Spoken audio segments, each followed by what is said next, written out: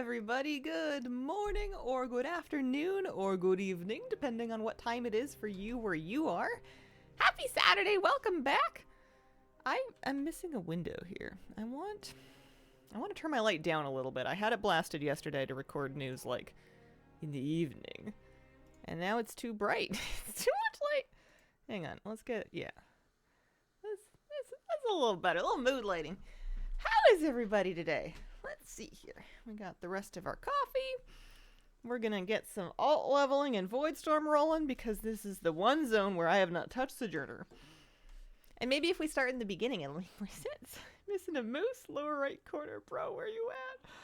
Kitty Rotten, I'd like to thank you very much for the 20-month resub. Appreciate it. Moose did make a pretty big cameo in Saturday News this morning. Say that much. Hi, Hazel. Hi. Yeah, he's snoozing on the couch again today. He likes this living room nap spot. I know, so cute. Hello there. Better cam place today. Oh, hello. It's the same as yesterday though. It didn't move. We're doing Crinkle. Oh yeah, we made this transmog yesterday and I forgot how much I liked it. Morning, good morning. See this. Oh. Alright, we're level 84. I've got the entire Sojourner of Voidstorm achievement to do. I'm curious if I can A, do it in one day, and B, how much experience it's going to get me. Hey, Hazel, hello! Good morning. Seems closer. Oh, I'm glad it's working. This morning I played my favorite game, which is I look at the shrimp tank and I go, where's the shrimp? And I found her this morning. There's only one in there for now. So sometimes it is a bit of a scavenger hunt. But I found her. She's doing good. She's keeping on. Hi, Miss Kira. Good morning. You went up? You coming by to say hi? Are you mad that I didn't stop to give you a treat? Yeah, you're a little mad. I'm so sorry, honey bear. Maybe a stream break. I don't know if she knows about it later. She's kind of like a now girly.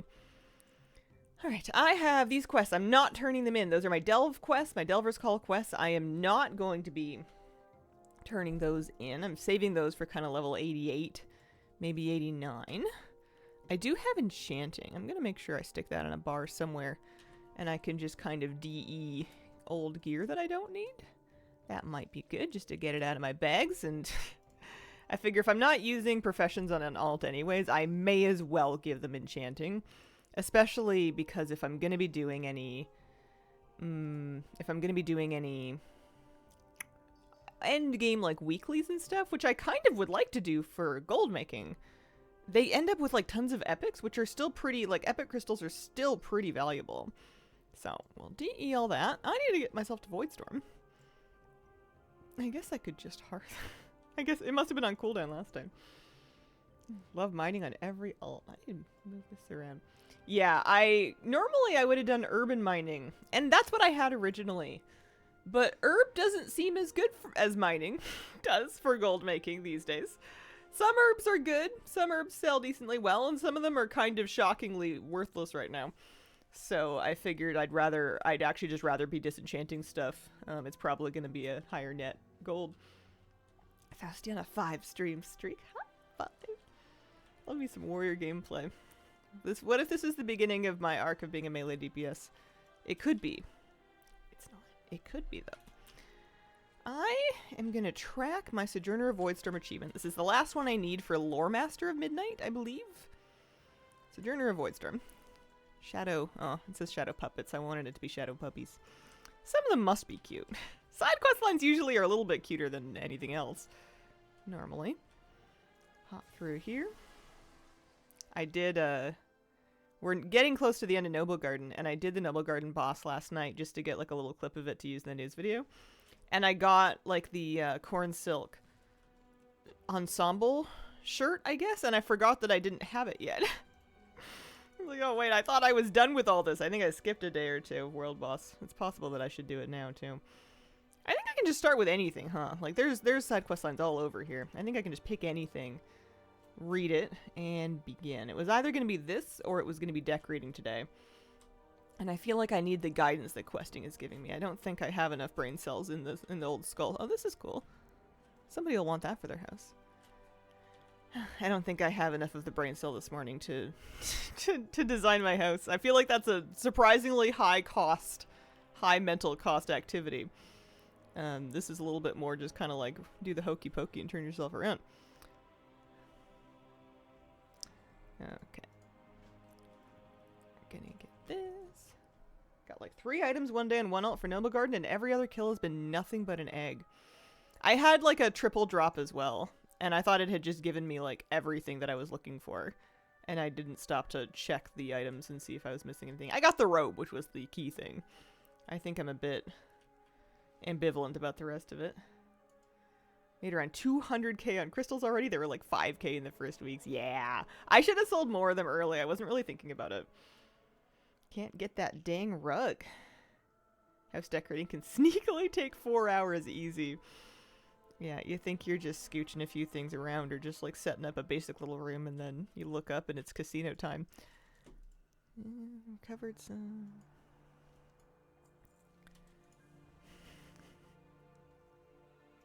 I think I thought that I was gonna know what was going on, but I'm seeing a lot of names that I think maybe I haven't been reading enough up to this point.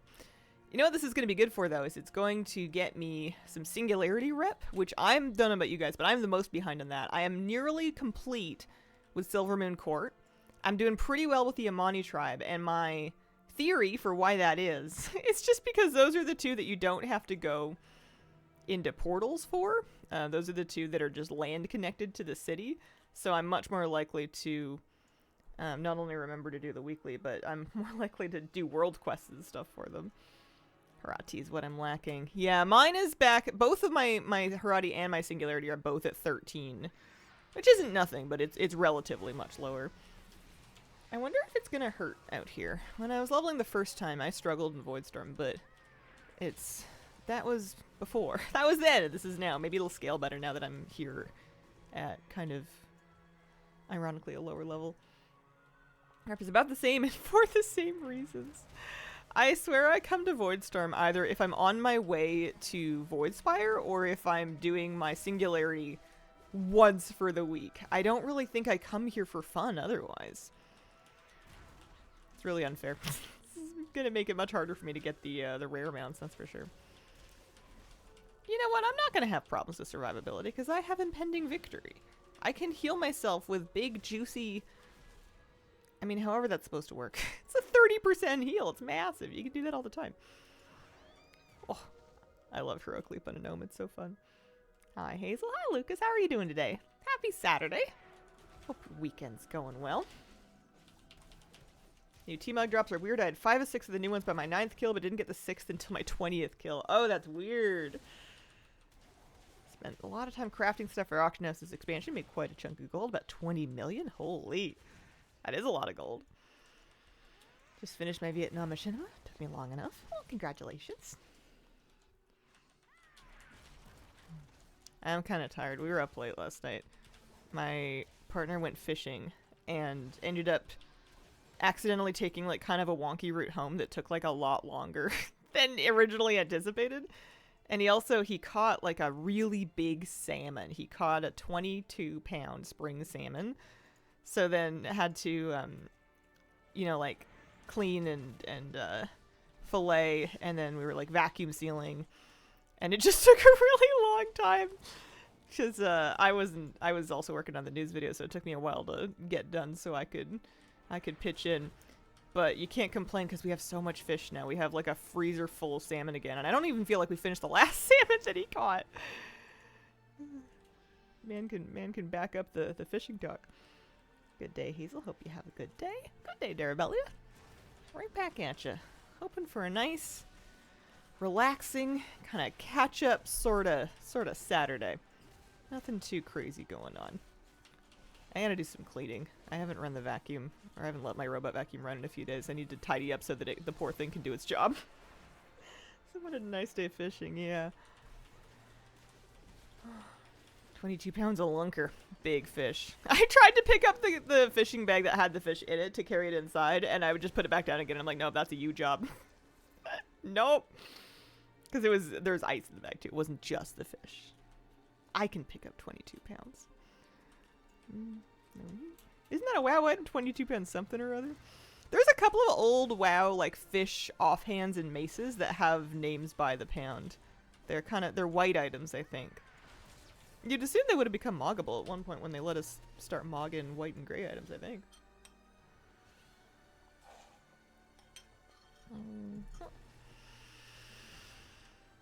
There you go.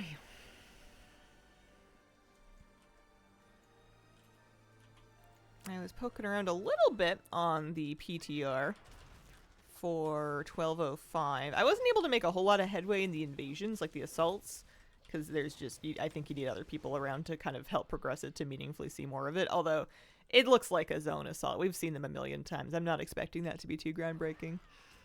The ritual site was kind of neat. I called it in the news video Delves on a Beach, and that's pretty much what I feel like. There's no Valir or anything. Like, it's not a real delve. You don't have your delve companion. You're not getting undercoins or anything like that. But the system otherwise, it's like instanced 10-minute content for 1 to 5 people. It's just with Naga on a beach. Finished Glory of the Midnight Delver yesterday already. Nice! Congratulations! What do you think of the mount? What do you think of the big pangolin mount that you get? Did I just get mine yesterday? I think I got mine yesterday too. I needed 2 stories. I was waiting for the Calamitous story for Shadowguard Point and Ulmoth Munchies for Gulf of Memory. Ritual sites. Yep, ritual sites and the assaults all contribute to the vault. They're in the same tier of content as Prey and Delves. And like the world stuff. It's all that same tier. Got a cool mount special. Just got on here. What are we doing? Oh, welcome. Good morning. Happy Saturday. I am doing side quests in Voidstorm for 2 reasons. Firstly, I want to work on my Sojourner of Voidstorm. It's the last thing I need, I'm pretty sure, for Midnight Lore Master. Yeah, this will finish my Midnight Lore Master once I get it done. And bonus points, I need the rep, and also I need, I've got an alt that I'm leveling, so I'm on my level 84 Fury Warrior. Doing a little bit of double dipping. Bring someone some tea. Imagine that salmon will double in size the more time the story is told. Give it a couple more and it'll 44-pound salmon. 88-pound salmon. Is it increasing logarithmically? Clifford the big red salmon. Do you only play gnome? I wouldn't say only, but I mean, some classes can't be gnomes. You can't be a gnome, you can't be a gnome druid or shaman or paladin or evoker. No, I have alts that aren't gnomes, but I have a gnome of basically pretty much any class that can be gnomes. I'm thinking about it. I have a gnome priest and warrior. I have a rogue and a hunter. What else do they have? I do not have a gnome mage, actually. Not anymore. I used to. I don't have a gnome mage. My mage is like a nightborn or something. I feel the same way about night elves. What would gnome druid forms be? Oh, like little animals. Or mecha animals. Or both, you know? Like mecha bunny. You know. Little kitty cat. That kind of thing. Feral druid form, except it's just a regular cat. It's not like a large lynx or anything like that. It's just meow. I want a gnome paladin. I think that anybody should be able to pick up paladin, because anybody can be a priest, so what are we doing here? I feel like when they added gnome priest back in, like, Cataclysm... Also, isn't it funny that gnome didn't come with priest? They added it at some point. I think it was Cata. Ever since they added that, I think that they said something vague about the justification being, like... They're just medics, you know? They're not necessarily using the light. They just have, like, band-aids and stuff. A bit strange. For Eldred being a bunny, a la Monty Python would go so hard. Gnome druid with a fox form would be fun and foresty. Famous forest gnomes. Teddy bear form, just a fish for aquatic, like a bass or something. That would be a great glyph. I need to make sure I don't accidentally turn in... I don't want to turn in my delve quest by accident. It's a possibility. I guess I should just... accept it. I might mess this up. I feel like questing is a very autopilot thing to do these days, so sometimes if you've got a quest to turn in, you're just going to turn it in. Hi, kitty cat. You want up? Come see me. How are you? Are you a gnome, druid, in pharaoh form? Can you confirm or deny? What do you think? I thought I saw a huge spider, but it's just hallucinations. Just spooky shadows, huh? Sometimes there are huge spiders. There is a huge one in the other corner of my office. I've decided to let it live because I'm a little afraid of it, and also it's sort of like guarding the doorway. And I figure I've taken it into my employ. Add-on changes the quest interface is dialogue UI. And then the add-on changing my waypoint markers is waypoint UI. Those are the two that you're going to see mostly while I'm questing here. Kitty. Kitty cat. You're such a sweet girl. Keeping the brush at the desk is the real move. Looks so clean. Yeah. Yeah, whenever I am questing on PTR or something like that. Oh, I dropped my brush. Without add-ons, it always jumps out at me. I'm like, wait, this is the font that everybody else is working with? This is no good. Can't read this. Hoping for Forsaken Paladins for literal years. Losing hope on that one, though. I don't know. I feel like they could do it. One of those break glass things. I feel like we'll get more Forsaken either classes or like related allied races. I'm shocked we don't have more kind of Forsaken related allied races at this point. It seems like kind of an easy, you know, an easy win. This one goes into here. Yep, that's the stuff. What other Forsaken factions are there? Well, they could do Forsaken versions of different races. You know, like anybody could be undead. And you could do something that's like a little bit fancier than just like the Death Knight version of them. You've also got like the Light Forged kind of Kalia Menethil style undead. You could let us do some of those.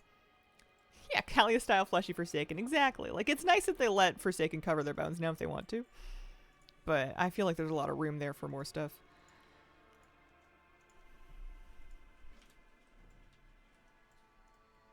They did add Forsaken adjacent Blood Elf customizations. Love to see the stats and how many people download dialogue UI from first seeing it here. Eh, more than 5. Probably less than 100 though. I don't think I'm that. Oh, you know what though? I've shouted it out on news videos a few times and people do usually click into it from there. It's not an add-on I have any affiliation with. I just like it. That's the nice thing about sharing add-ons is that like they're free. And there's no agenda with them. Like I have it's no skin off my back whether somebody uses an add-on or not. So add-on recommendations can actually just be like, hey, this thing's kind of neat. You can try it. There's very few things online anymore that don't have at least a little bit of an agenda, but that's still one of them. At least for me. I'm not getting a kickback. Even just allowing an upright pose like they did for orcs would go a long way for Forsaken customization. I make deals with spiders in my apartment. They can live with me if they kill and dispose of all other bugs. I don't have to see them. That's the dream. I used to make a time-based pact where we had spider hours. And if I saw a spider, but it was during spider hours, they had immunity. They had diplomatic immunity. But if I saw a spider outside of spider hours, then it was fair game. And the logic being that a lot of like the running around hunting spiders like to do so in kind of the wee hours of the morning. So if I'm still up at 2 a.m. and there's like a wolf spider hunting, that's kind of fair. You know, like that's when they do that. I should have gone to bed. At a certain point, it's just I should not be up witnessing this anymore. But if I see you walk across my desk at like 1 p.m., then we're going to have a problem. Oh, sorry, kitty. Oh, I pet her and she's like, I don't know if I can sit here anymore. You can. It's nice. She's thwapping her tail. What are you unhappy about? Did I move too much? If they crawl on me, all deals are off. We have all kinds of spiders here, but the ones that usually freak me out the most are the wolf spiders, because they're like free-running hunting spiders, and they get quite big when they're successful. Spider out. We have work visa spiders. They're allowed in unreachable corners, but if they come down, well, visa revoked. I feel really bad sometimes whenever we do kill a spider, but then I remember there's no world in which killing one spider rids my house of them forever. It's not like It's not like there aren't a bunch more that I can't see. This one just... I'm selectively breeding them for hiding from me, which I think is an excellent trait to have. They figure out your schedule, work around your awake time. We have black widows and recluse spiders everywhere. Just ignore them, assume they'll ignore me.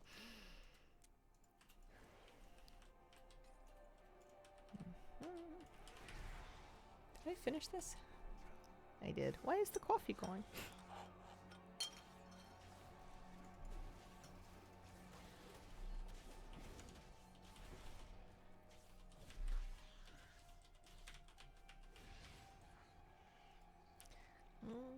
I used to really want, like, undead elves for Alliance. I really liked Forsaken, but I preferred being Alliance to Horde, and I really wanted, like, a version of undead. And I wanted them to get, like, either elves or, like, blood elves or void elves or night elves or some kind of elf. But zombie, I would have been all about that maybe, like, 10 years ago. I'm sure I would still make one if they did it now, but I've gotten over it. I've moved on with my life. We have bigger and better dreams now.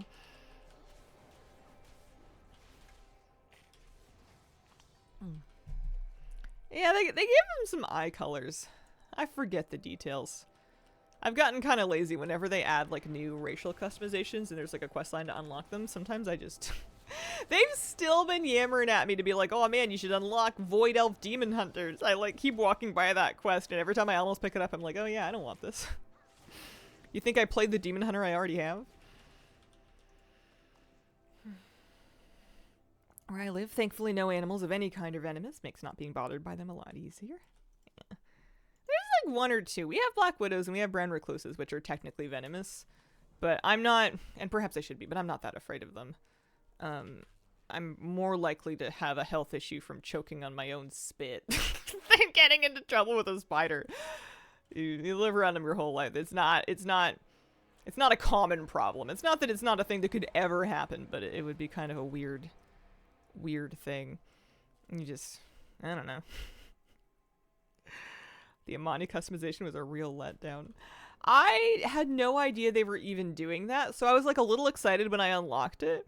And then when I saw what it was, I thought, oh man, they should have, I don't know if they should have done this or if they should have called it that, because I feel like people got really excited about the Amani body type, and then to have the customization literally just be green skin and not even hair colors. I thought it was hair colors. It's not.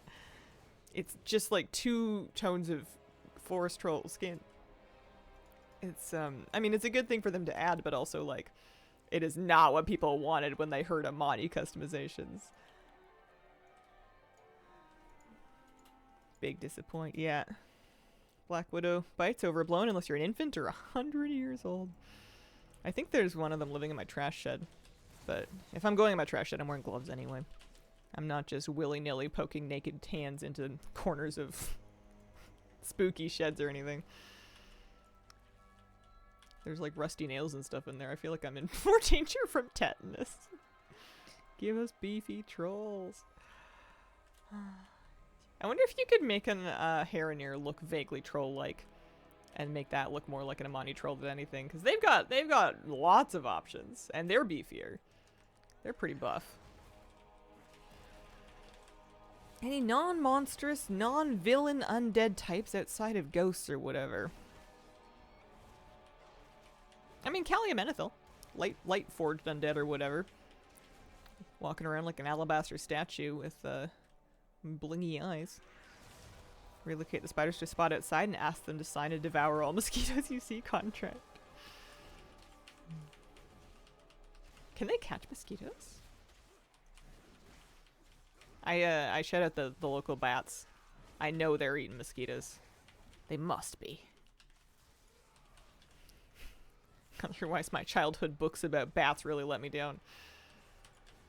There was like a whole trilogy. Kenneth Opal books. I'm looking for...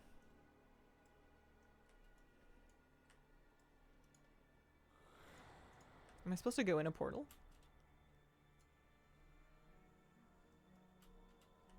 No? Hello? Alright, rule number 1 was as soon as you're lost, just wow hit it right away.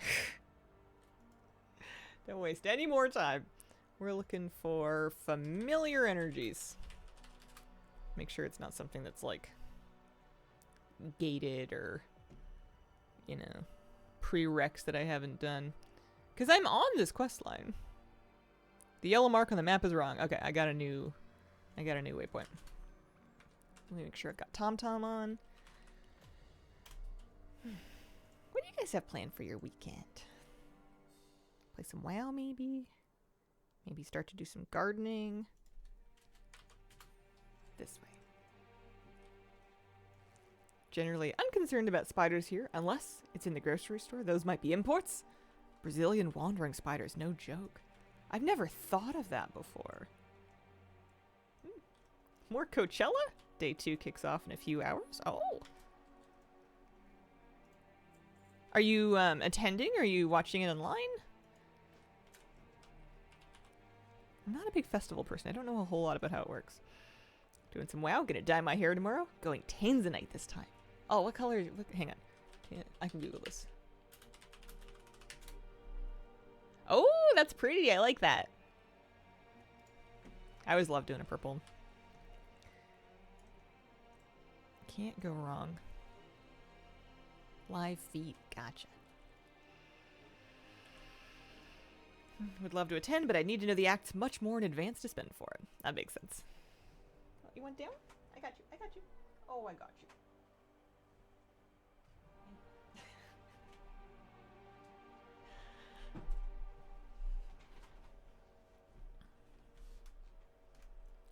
What are we saying over here?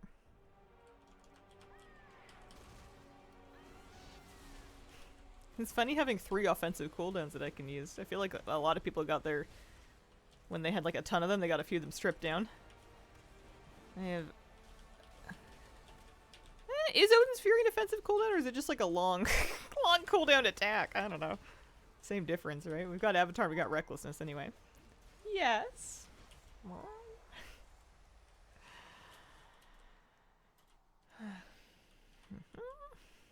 Who are your favorite acts at Coachella this year? Let's head this way.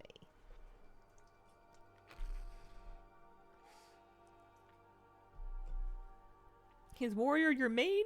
No.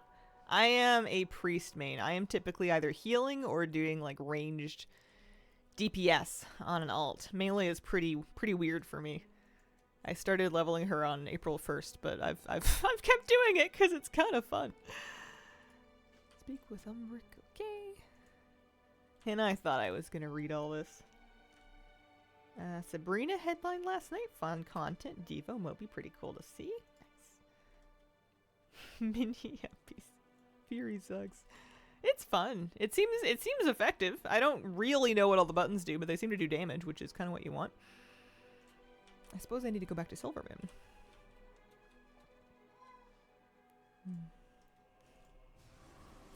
How is your heroic progression? 8 and 9. Everything except Lura's dead. Lura's gonna be a problem for a little while, but that's alright. I'm not really ready to be quite done yet. We killed Illyria this week. We killed Bellarun this week.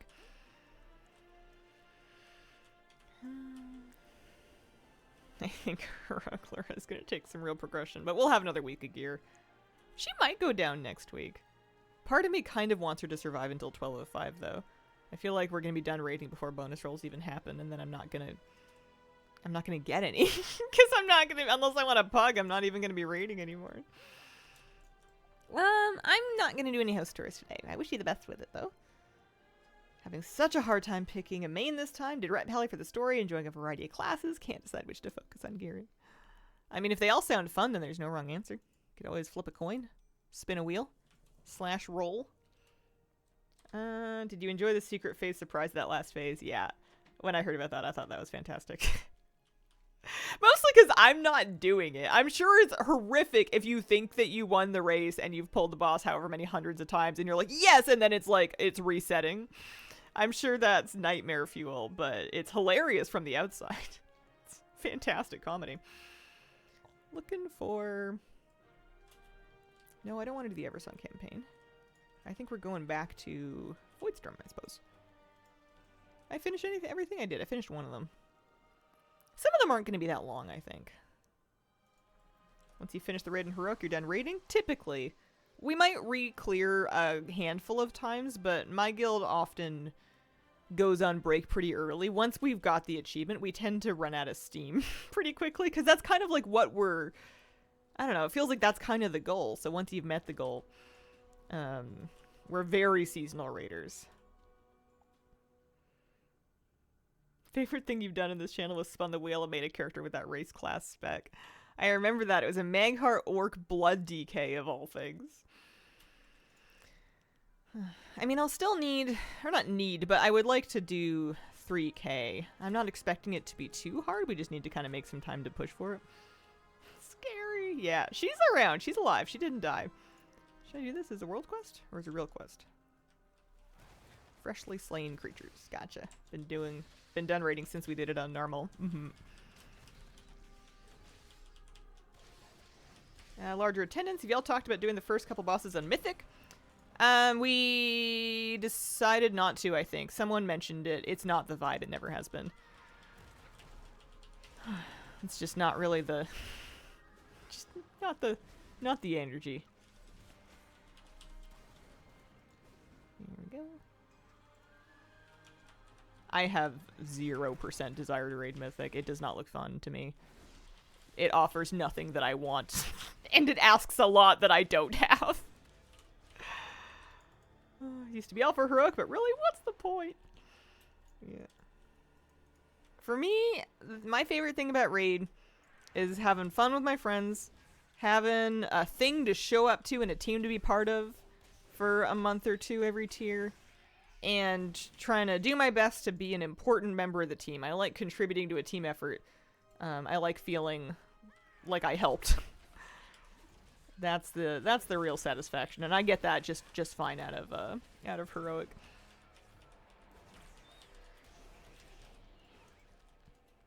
After 2 X-Packs of Frostmage, went back to Fury Warrior in Midnight. It's been great.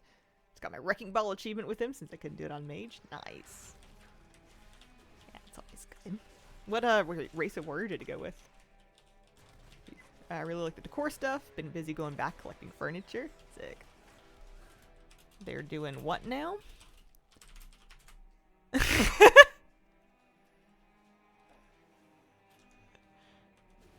Hang on a second. What? Hang on a second.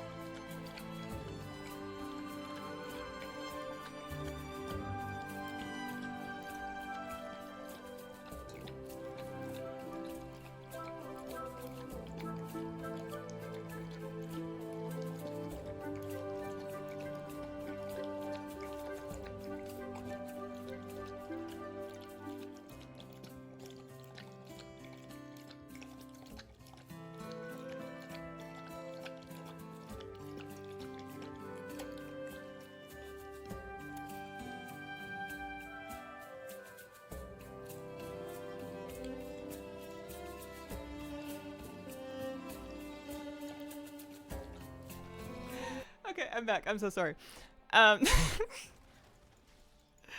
The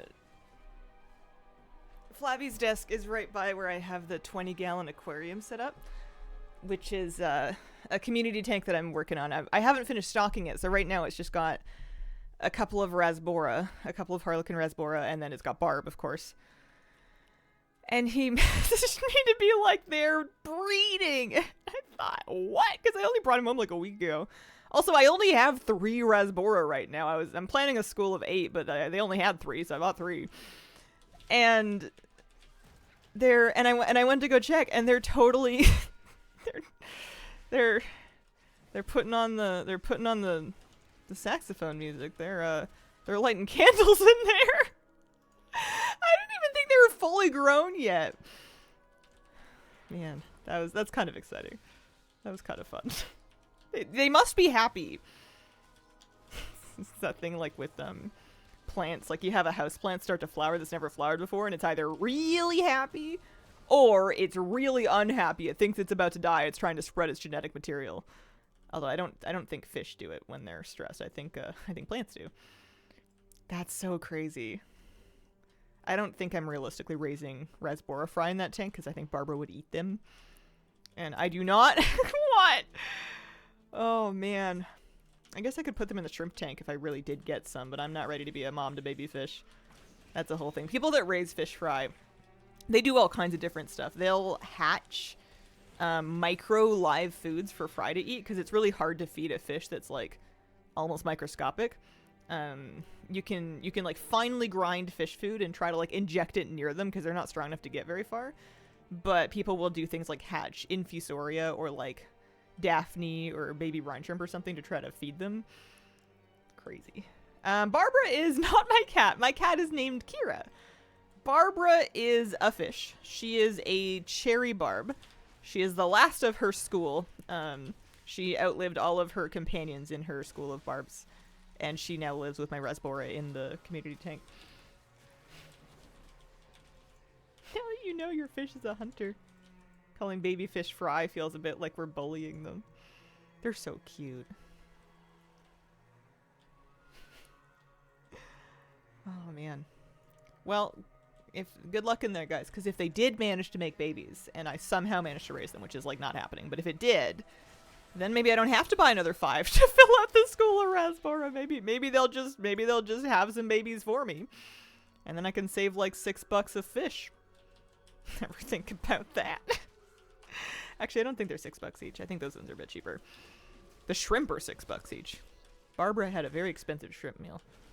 I tried to have some cherry shrimp in a tank with Barbara because I didn't think she would eat them, and I found myself to be incorrect. But she doesn't live with the last one now. Barbara would be a great cat name. Love that.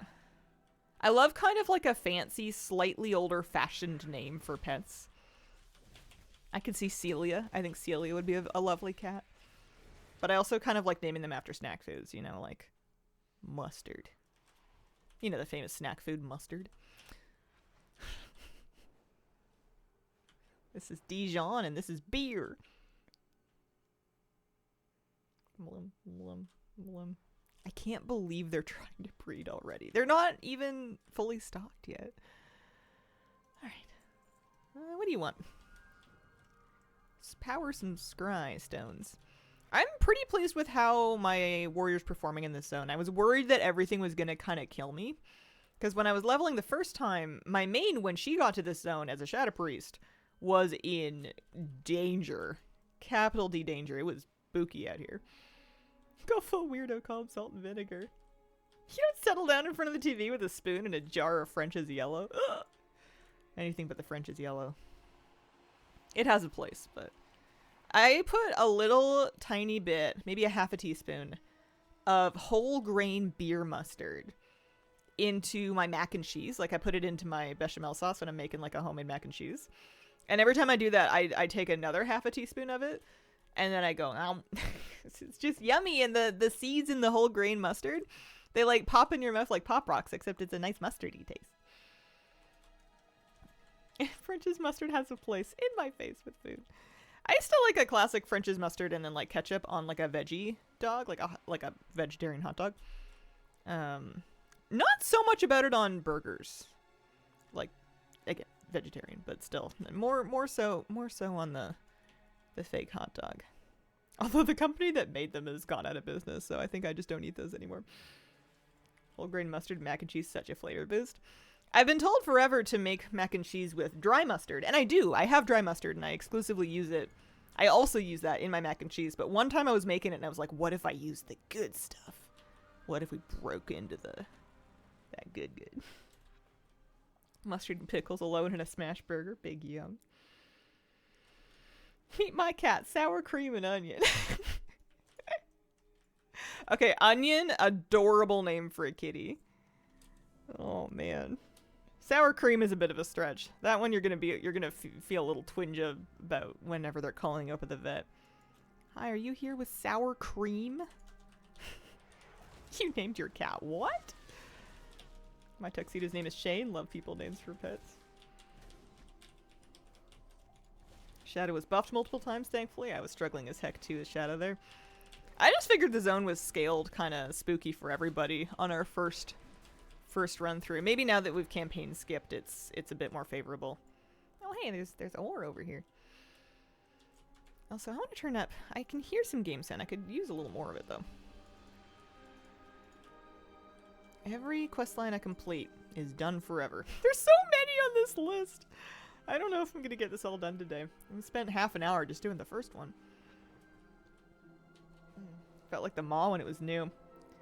Have you ever considered growing your own mustard tree? You know, not once. I didn't know it was a tree. I always kind of figured it was more of like an herb, like a dill or something. Is mustard a tree? Is mustard oil good for hair? Ooh. Is mustard a tree? No. Jesus. What? Who has Jesus? A group of flowering shrubs. Bushes with multiple stems. Oh. How do you climb it to grow mustard? Oh, who am I kidding? I'm not growing mustard. What am I? Why? I'm not doing that. Let's be honest with ourselves. If I'm gonna grow something, I'm gonna grow like a tea bush or, you know, like my vegetables. Felt like the mall when it was new. Also, I feel like I buy a little jar of mustard and it lasts me for 2 calendar years. I don't know if I'm gonna be above profitability anytime soon. Oh, we're sacrificing somebody. You know what else might help motivate me? Is if I see that there's something really cool that's just around the corner reputation-wise. I feel like I just bought those things recently. Maybe. So I'm at 13. Void Touch Spoils have additional rewards. At 14, we can purchase a Blitz Creek Battle Pet. Is it actually a battle pet? Do they mean it? Oh, that's backwards. I don't know why that happens. Sometimes my typing goes backwards and I don't know why. It is a battle pet. It's got a wombo combo and everything. Tuned into sacrificing someone. Oh, I'm just sacrificing a Void Walker. What's the point of that? It's a bush. They grow and grow. Most I've seen are tree-sized. Oh. I wonder what climate they grow in. Not that I'm realistically doing it, but that's not as fun, right? If you're not sacrificing at least like an elf or a dwarf or something, then what's the point? Why are we making a big deal about it? You can summon those whenever you want. Oh, this is the place I did that funny little gravity world quest. That's right. Alright, so we're draining juvenile wildlife. Ooh. And then kill wildlife on the surface. Plus the NPC's like, don't go down yet. It's not time. You'll get lost.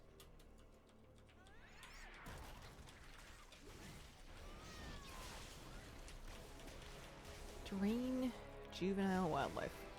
Drain or slain? Slain. Oh, I need to drain young wildlife. I don't know where they are.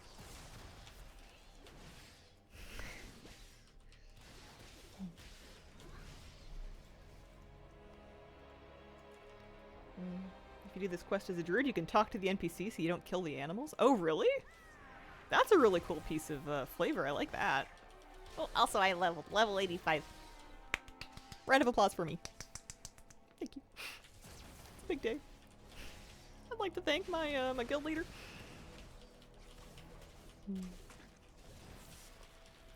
It's funny to think about this character being level 90 because I've been leveling it so slowly that it doesn't feel like it's ever gonna happen. Good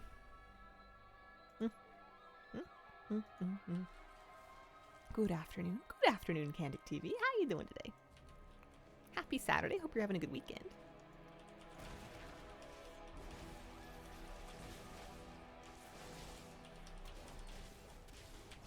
Bigger mustard plants thrive in deserty areas, but it can grow quite well on the island.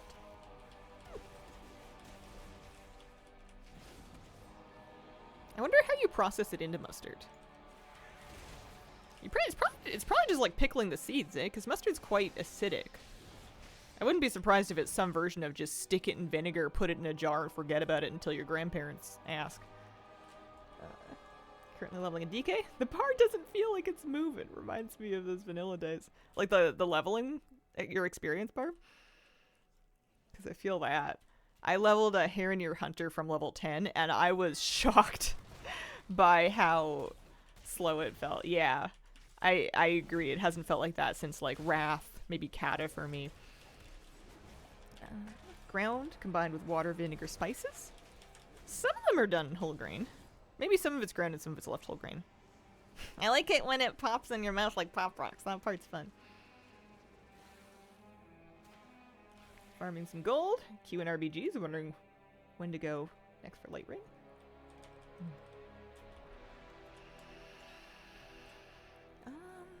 Oh, I could tell Lucia that I don't want to kill the younglings. Well, I didn't kill them. I just drank them, right? Ma'am? Hi.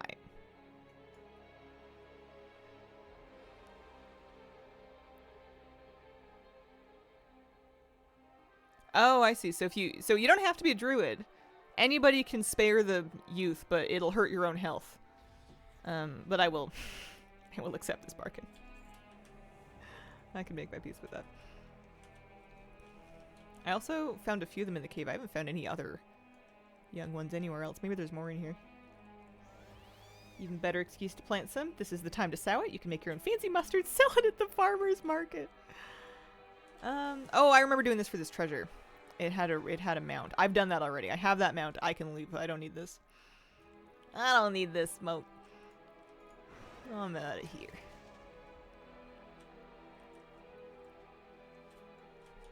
Well, where are the rest of the baby animals? Oh, there's a few. Yeah, I don't know if selling things at the farmer's market is in my future. I don't think I have the people skills for it.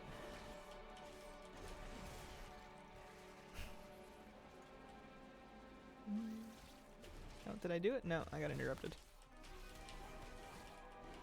When I was growing up, we sold soap. We sold handmade soap at farmers markets. And I was asking my mom about it. And we were reminiscing, and she was like, yeah, we didn't break even. It was a ton of work and effort. And we were just basically right around cash neutral on the whole enterprise without considering any of the time at all. Like, just the supplies and what it cost to, like, have a stall and everything was pretty much just about what you made. Oh. Maybe it's capitalist of me, but if I'm gonna work that hard, I'm gonna need a little bit of profit. I'm too lazy for this. Is this gonna hurt me a lot? No, it doesn't. I wonder why they said it was gonna hurt.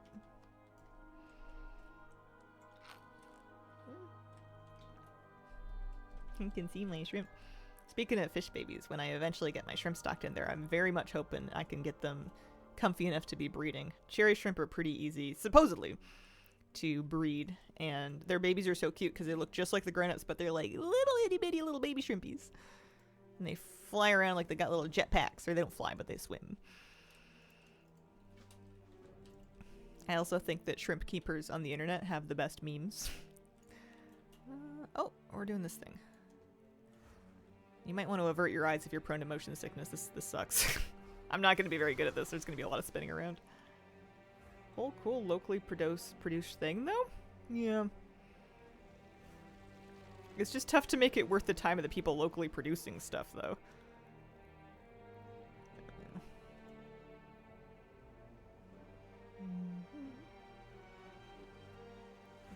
This one? This one? I love shopping at places like that, though. I love a farmer's market. They do a good one in Victoria. They have other ones other places in the island, too, and I do need to get to know. I guess the weather's getting better. I can probably find one I can go to. The trick is finding something I can go to. Often they're like Saturday mornings, which is when I'm streaming. I had to cancel a stream once because I was like, I'm sorry, guys. I want to go shopping. I want to go to the farmer's market.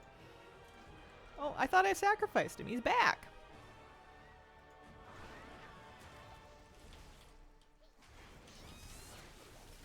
I used to like the one in Portland, too, actually. I used to like the Portland market a lot. Jump.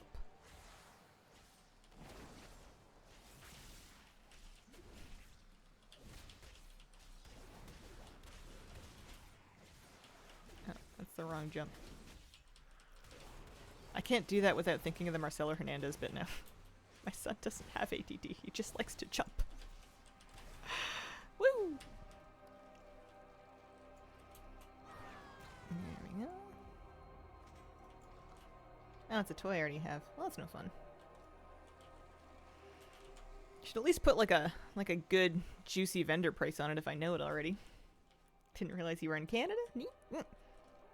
Big West Coast girly.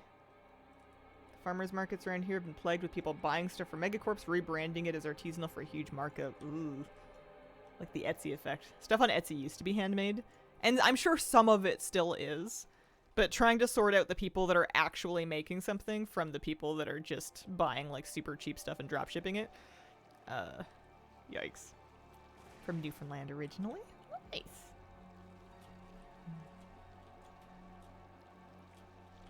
Never really leaves you. I wonder if I can just... I'm just jumping, huh? I can't quite fly. Ontarian myself, there are dozens of us.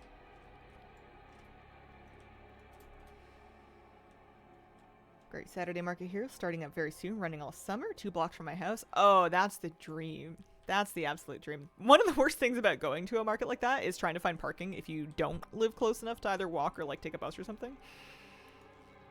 Especially if it's super popular. Being able to just walk down. Ooh. Living. I'm in Ontario and Massachusetts, 50-50. Miss Newfoundland every day. I spent 7 years in Oregon, and a couple of years ago I moved back. I guess like 4 years ago. 5 years ago now I moved back. Wow, time is flying. I moved back to Vancouver Island. And it's almost like I never left. I did leave, but it was always here waiting for me. Just nice.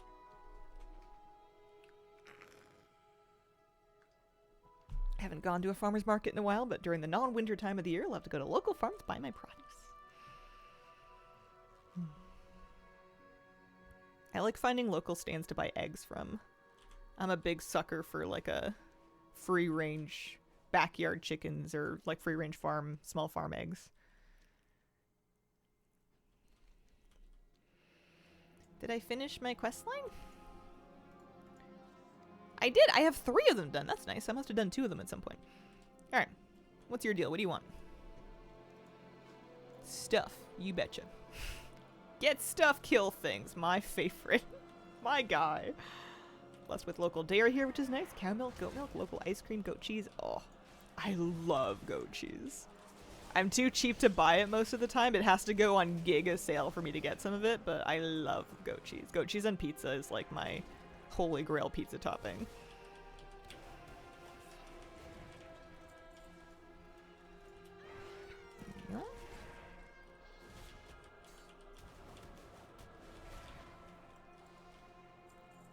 Goat cheese and then like honeyed walnuts on like even just like a fancy cracker or a flatbread or something. Now you're talking. Maybe like a tiny bit of like a nice jam, like a savory, like a pepper jam or something.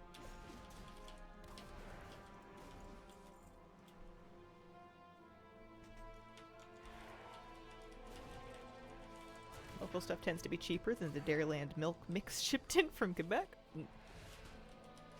You have good genes for basketball players. I used to get that as a kid. I was tall. So people were like, oh, you should play basketball or volleyball. Meanwhile, not very athletically inclined. Uh-huh. Sure. Watch your streams while I'm hanging with my pup, doing batch cooking on Saturdays. Love this theme. How many players are in a team? Of basketball? I don't know. More than 3 and less than 30. I feel like if you had 60 people on the court, they would all start bonking their knees together. Bunk, bunk, bunk, bunk, bunk. I'm not a terribly athletics-focused person. I don't follow a lot of organized sport. I don't have a lot to do with it. I respect it as a human pastime, I respect its cultural relevance. I don't particularly engage in it myself. Sometimes my guildies start talking about, I want to say baseball. They'll be in it. We'll be raiding. They'll be in Discord. They're talking about something. There's numbers. There's names. They're talking about seasons and injuries. I think it's baseball. I could be wrong. I would not bet money on it. You like watching NBA? Name every basketball. Spalding. Done. Checkmate. Checkers, nerds.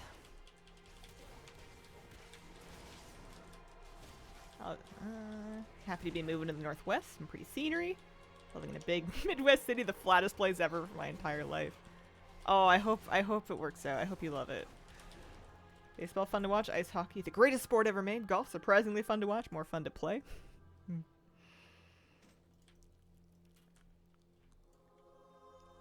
Anything that gets people moving.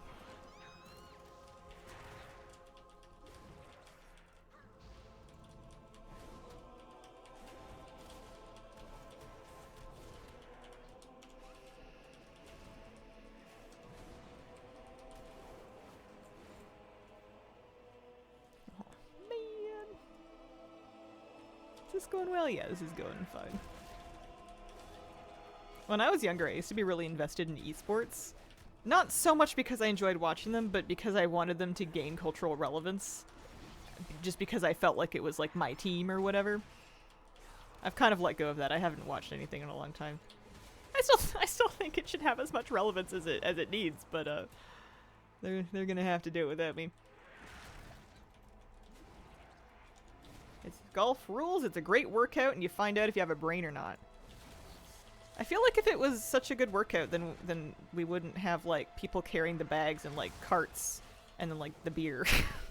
But I've never been golfing. I have a TV idea of what golf is like, so I have an entirely unfair prejudice against it. I don't know if you're gonna win me over with that one though. We're gonna have to agree to disagree. Like ice hockey from South Africa. Don't get to see a whole bunch of games, but from what I've seen, it looks like a lot of fun. A lot of communities get super into youth ice hockey around here. The junior leagues are very popular. People they're all about it.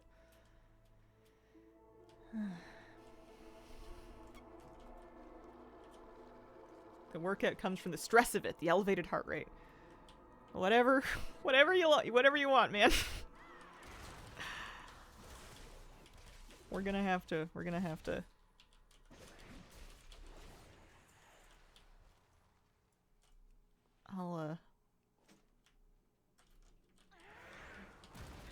Where are you from? Vancouver Island. It's also where I live. West Coast Canada. I'm over in Ontario. Hey! I feel like I'm too small town. I mean, there are small towns in Ontario, but like, the one time I went to Toronto in my life, I was like, oh no, I'm too much of a bumpkin for this. This is too big and scary for me. I don't even like going to Vancouver. I am whatever the opposite of a city Canadian is. I am a, I don't know. Anxious nerd in the woods with a bunch of pets. Mentioned Vancouver and I was like, oh, and then the hockey thing instantly has to be Canadian. Yeah. Love Montreal, but now I live in the woods. I lived for 10 years in Toronto and I'm still terrified. I went there in the summer. I was there in June. It was like 40 Celsius, which I don't think I'd ever experienced before. Super humid. I stepped outside and I went, what? Excuse me? People are here on purpose? And we spent most of the time in the conference hall or whatever. The rest of I bet the rest of Ontario is very different. I haven't explored much of Canada. I don't travel much. It's not something that really comes to me naturally. I am Canadian and in Canada. In my power, lived an hour away from Toronto my whole life and will do everything in my power to avoid it. Yeah. Yeah, I feel that. I feel that I would have fit into... No, not fit in. I feel like a couple hundred years ago it was more normal to just kind of like stay in and around the same town your entire life and never really go very far. And I feel like I've inherited that energy despite the fact that it's much more feasible to go far now. It's not even like a local people thing. Like my family goes like travels and does trips and stuff. I'm just I don't know. The longer I live, the more hermity I get. Is there someone to kill here? I guess I can go in here and poke around and find out.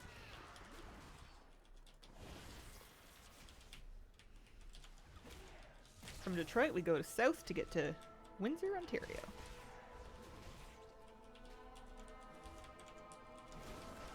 Almost every climate in our own province, no need to go anywhere else. Yeah, I'm not very worldly. Most of the things I know about other places in the world are from the internet. And I'm kind of, I feel bad, but I'm kind of okay with that. Especially nowadays. Let's save a little bit of fuel. We can just leave me where I am. I don't need to use a bunch of gas. You can just leave me here. I'm good here. It's nice here. If you were born in the plains, do you think you'd stay there forever? Would you feel a draw to BC because of the nature? I mean, that's a hard one to answer because nature's everywhere. And I feel like a lot of us have a special affinity for the climate and the area that we grew up in. So I don't know if I love BC this much because of what it is or because I grew up in it. And it feels very much like home to me. I feel very rooted here. Not even BC in general, like the island specifically. Like, I don't even think I'd want to live on the mainland. Even though it's like the same thing. It's not the same thing to me for some reason. I really feel connected to the island. Yeah, I don't know. I bet you can find things to love about anywhere. It's so gorgeous here, though.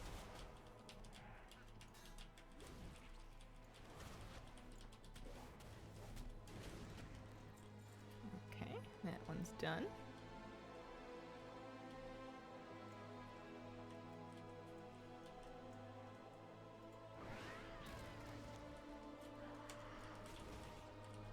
A couple bars in 85. This isn't bad leveling, honestly. I guess I have a bit of an experience buff, don't I? I have 10% XP buff. That's not that much. This is only my third character to level at midnight, so she's got the benefit of 2 characters worth of warband mentoring. I gotta get her doing weekly so I can make some raw gold. I spent all my golden WoW tokens. I'm saving up my B-net balance for the last Titan. I'm doing it early. Now's the time, honestly. The token's decently cheap right now, and I feel like it's only going to trend slowly but surely upwards for the rest of the expansion. It'll take a little hit every time a raid tier comes out, but this first raid tier I think is as low as it's going to go because it'll be the most popular one.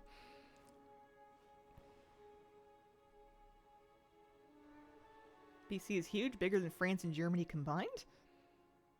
Yeah. Not as huge population-wise compared to some places, but space-wise for sure. I do have an aquarium. I have a fish in that one. She's red. You can see her in the front. Well, it's the right corner, but like... I can't remember if I'm mirrored or not. I guess I'm not mirrored because the text on the posters is fine. I have another aquarium in this room that you can't see, and then I have a third aquarium in my living room. I've gotten on a bit of an aquarium kick recently.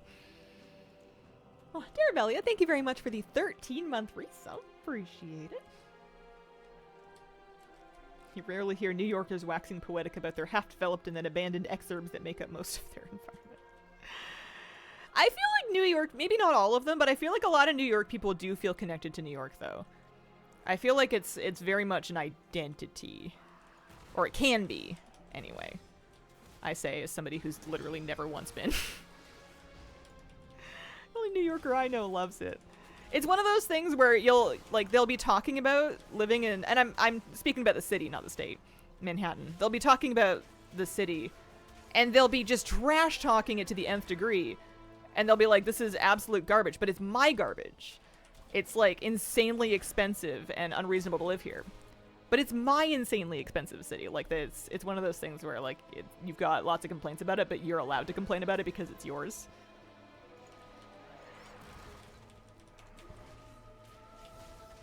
I wouldn't last 10 minutes out there.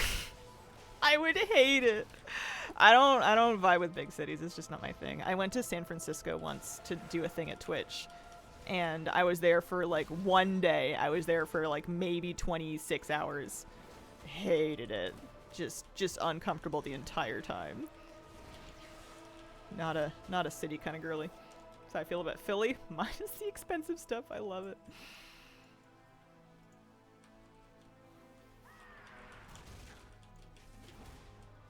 New York only has 2 seasons, winter and construction. Victoria's feeling like that lately. They're always building something, doing something, ripping up the roads and putting in new stuff. It's good that they're working on it. But,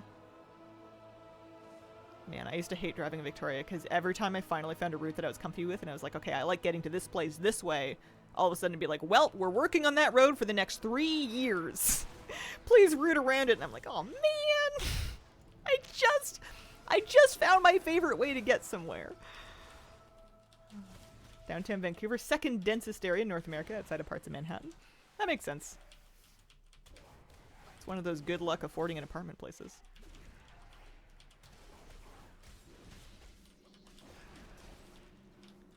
Brooklyn is the best borough.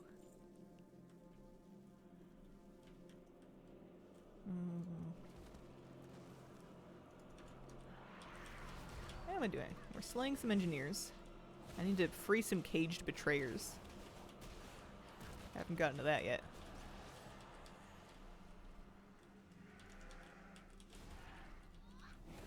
What's your favorite thing about the place that you live? If you were going to pick just one thing that you really, genuinely love about wherever you live right now, what's the best thing about it?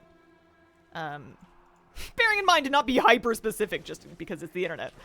Safety first, everybody, but... My favorite thing about Vancouver Island is the glorious nature that you can enjoy on hikes. And the wildlife, I think, but those kind of go together. I guess outside is a broad category, but like going on a hike and seeing like sweeping like sea views and views of like the islands, the other islands, whales and herons and seals and otters and bears apparently. Elk. Oh, elk are incredible. They're so big. They're not always... they don't always do what you wish they would do, but they're living their own elk lives. Diversity. We have everything. Very safe neighborhood.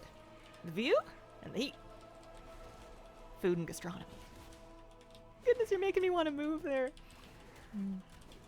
We got pretty reasonable weather.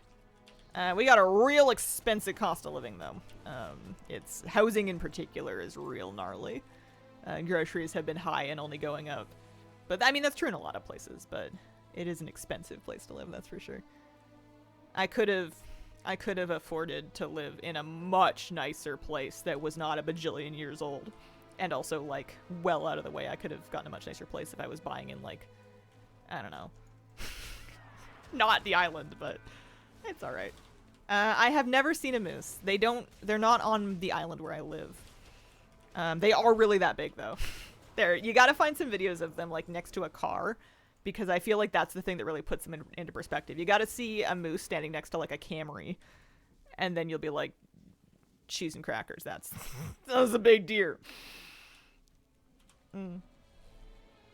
I've never seen one in person, though. I've only ever seen them online in videos standing next to a Camry. Golden Gate Park being so close. Places to visit Michigan, all within driving distance and varied. Had a moose walking along the road across the street once from my house. I was flabbergasted. I've heard the orca eat them. What are they doing in the ocean? That is news to me. Moose can swim. I guess sometimes whales be hungry. Orca typically, depending on what kind of orca they are and like whether they're the local or the kind of vagrant population of orca, will eat seal, they'll eat salmon. Our local orca eats specifically one type of salmon. They don't eat seals at all, but the traveling orcas that come through will eat seals. I've never heard of an orca eating a moose. I'm sure it could happen. Video of a moose trucking it through like 3 to 4 feet of snow. It's impressive. So when a main once, let him be. Yeah, it's smart. You don't mess with the big ungulates. Especially not moose. But like I wouldn't upset an elk. I don't even like upsetting the deer. I was on the wrong side of the deer in Victoria a lot just for walking my dog. And it's scary. They'll run you down. And those are just like regular sized deer.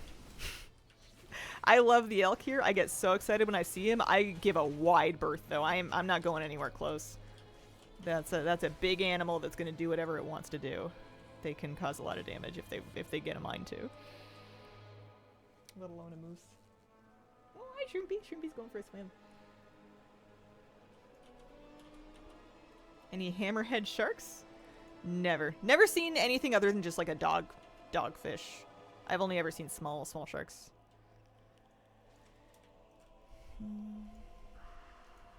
I don't do a lot of boating, and I don't do a lot of swimming in the ocean.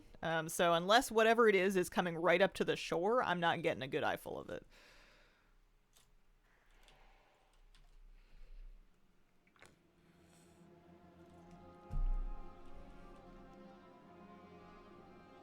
I like freshwater a lot too. There's amazing hikes along like lakes and rivers. And there's lakes and rivers everywhere. You go in any direction, you'll find one. You guys are doing something. You're up to something.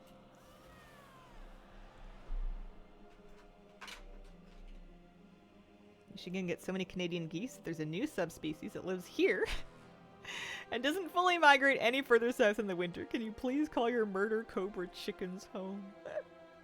Honk, honk. Come back, honk. I saw a pair of Canadian geese on a date. They were just having a rest day. They were in a park. It was just the two of them. Huge. Big bird.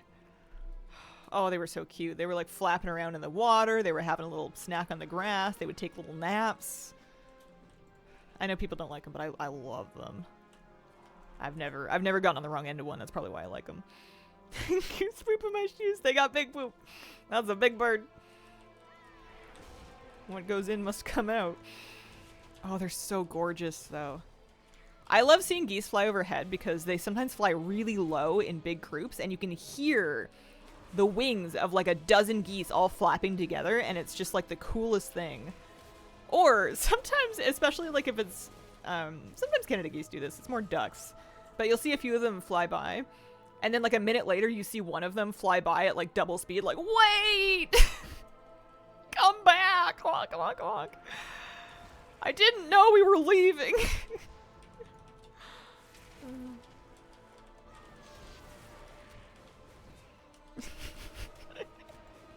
I always hope that they find their friends. It would be terrible to be left behind. This is a delve area.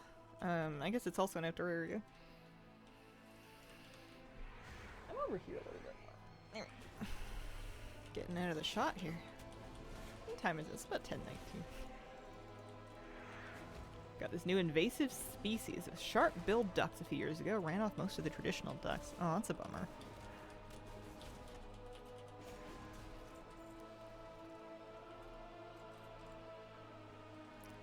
My favorite duck. I love all the ducks, but I love the wood ducks especially. They look like they're painted. They're so beautiful. They had some at the Oregon Zoo, but I also see them in the wild sometimes out here. And it's just like spotting a Pokemon. They're so gorgeous and they're so funny looking. Hi Hazel, leveling from 80 to 90 is taking me a year. Do you have any tips? I'm assuming you want tips on how to go faster and not tips on how to accept your fate. I've kind of accepted my fate. I'm level 85. I've been leveling this character for 2 weeks. Off and on, getting some rested, doing a little of this, a little of that. All of the general advice people give is all valid. Do all of the delves basically very early. Hold on to the delve quests and don't turn them in. Stack up all your Delver's Call quests. When you get to 88 or so, turn on war mode, turn in all the Delver's Call quests, do your first crafts. That should get you through like the last couple levels. And then otherwise just do campaign questing and side quests. But it does take a really long time. There's no real way around it. It's probably advice you've heard before. That's pretty much all that you can do. Red-eared slider turtles. Technically, you're supposed to kill them if you see them. Oh dear. People keep those as pets, right? I wonder if that's how they became invasive. it's a real problem in the aquarium hobby of people releasing fish instead of euthanizing them, or like flushing fish that then end up in waterways and becoming invasive. Goldfish can do it because goldfish are pretty tough and they can outcompete a lot of local species. Leveling adult purely from gathering urban ore. Don't know why, but it's been so relaxing and satisfying. I've been having a lot more fun leveling this warrior since I completely let go of any need to finish anytime soon. She'll be leveled when she's leveled. I've been kind of occupying myself with side projects, like do all the delves was one, and then I did a couple extras to get the Delve Lore Master done, and now I'm working on Sojourner. So I've got little things to chip away at here and there. It's occupying me, but I'm definitely not doing it fast.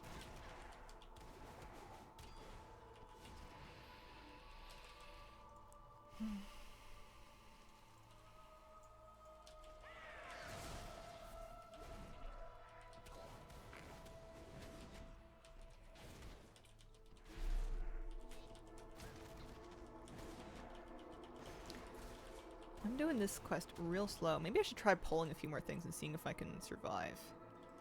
Let's grab this. This. Can I get you guys too? Yeah, you'll come down.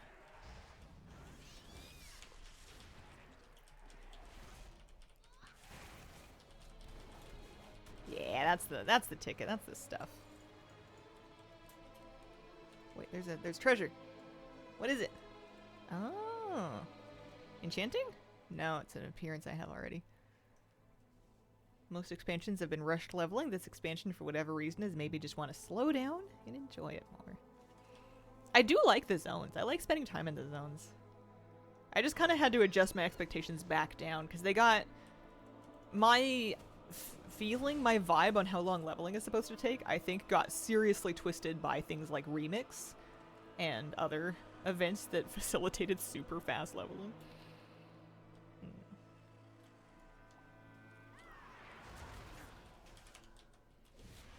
Sad thinking that one day the zoo is going to have more penguins than exist in nature. Yeah, I mean, I guess on one hand at least they exist somewhere, but on the other hand it's, yeah, big bummer.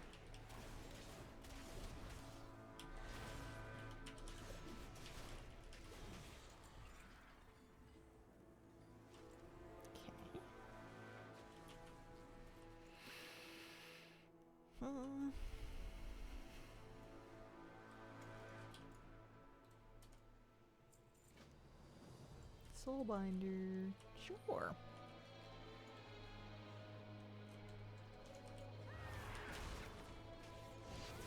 On balance, I like that leveling is slowed down.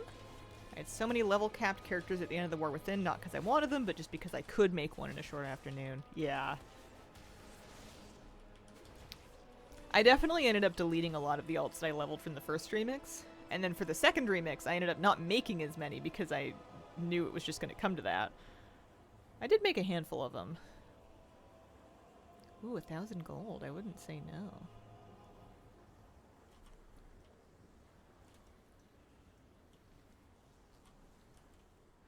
Where am I going?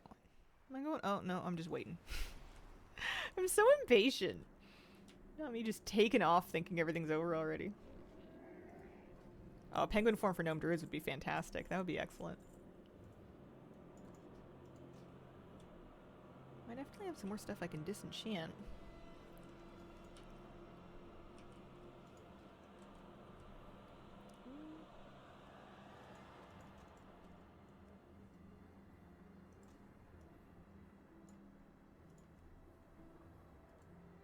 Oh, it's time walking. That's not going to give me anything good. It's going to give me storm dust. Kazalgar. I don't want it. Oh, I killed this guy already. That's my bad.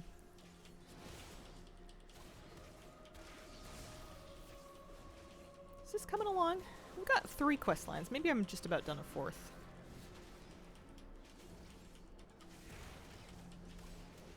I wonder if when my thunderclap turns into a different button, if it's a good idea to use it even in single target or not. Might need to look that up. Okay, so we're heading back this way. I love this bee mount for this warrior. I'm very much enjoying her vibe. Sometimes all it takes for me to get back into an alt is like a nice fresh transmog and maybe a visit to the barber shop. Maybe a little edit of like her hair or face or something. That's all it takes.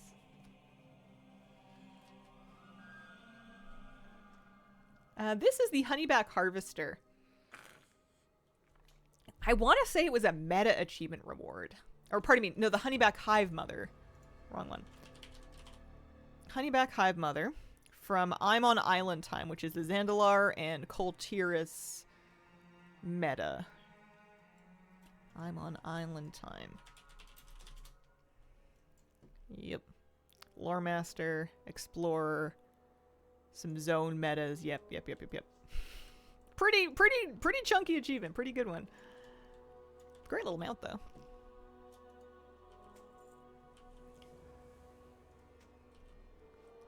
Battle pet available. Void Light Marl available. I would take it.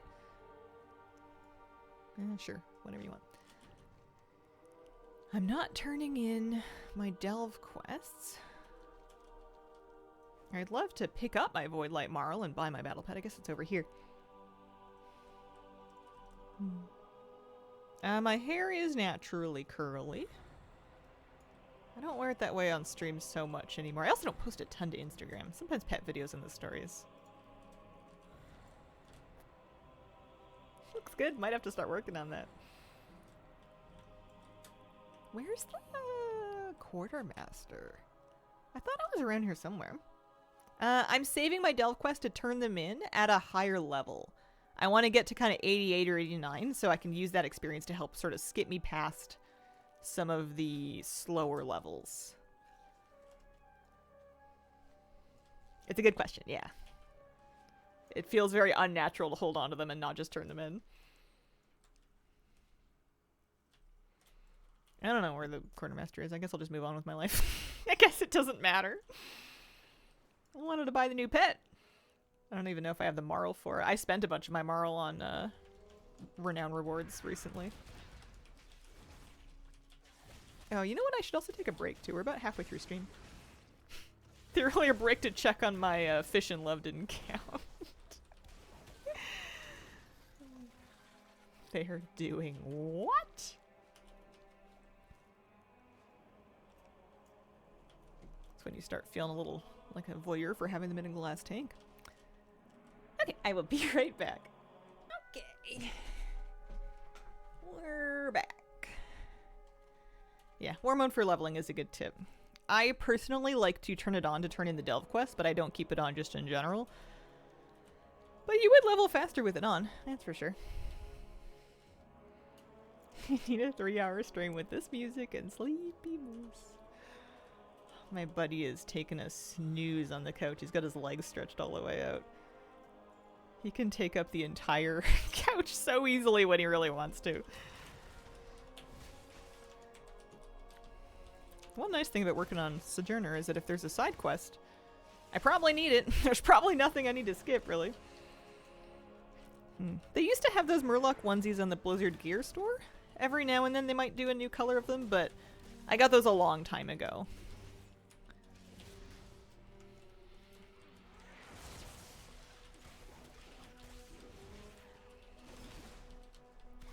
...2017-ish. Been a while. Leveled my Warlock Gauntlet with War Mode. Luckily, only ganked once. Yeah.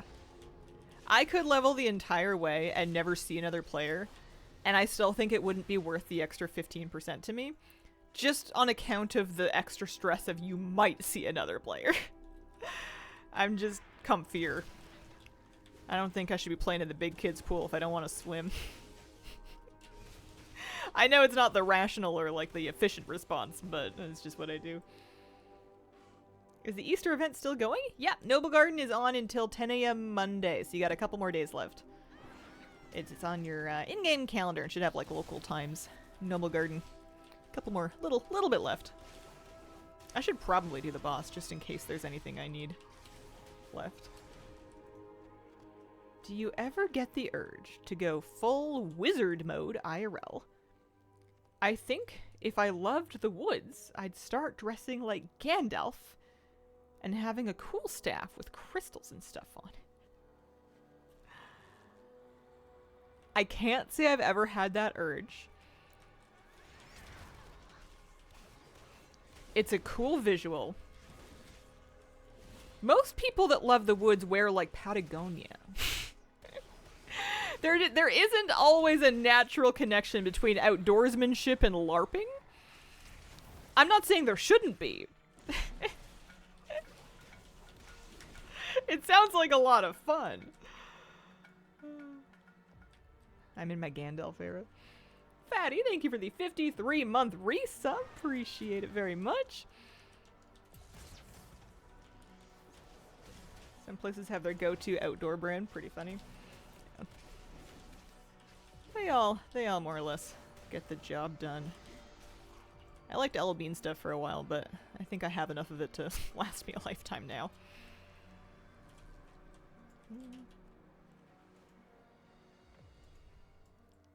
The only clothes that I really like wear out are the things that I'm wearing like inside every day. My sweatpants and t-shirts and stuff. And even then, I'm not really wearing out shirts. I just rotate them. Time to invest in a pipe and nicotine. I don't know if I want a nicotine era. I think I'm probably better off without it. Be more like Radagast out there. With the bunnies. I am turning into one of those people that has more animals than sense.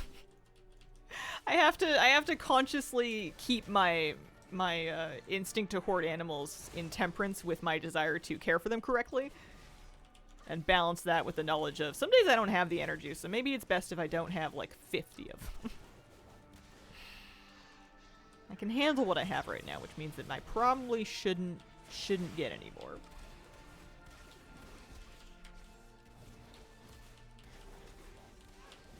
Most folks I see who love the woods, big trucks, noisy generators, toys and guns. Yeah, there's a bunch of that out here. They're good people. They just have their fun outside of Azeroth. I used to breed chinchillas. Thought it would be cool to have a vape that looks like a wizard pipe but only do water in it for the big smoke effect.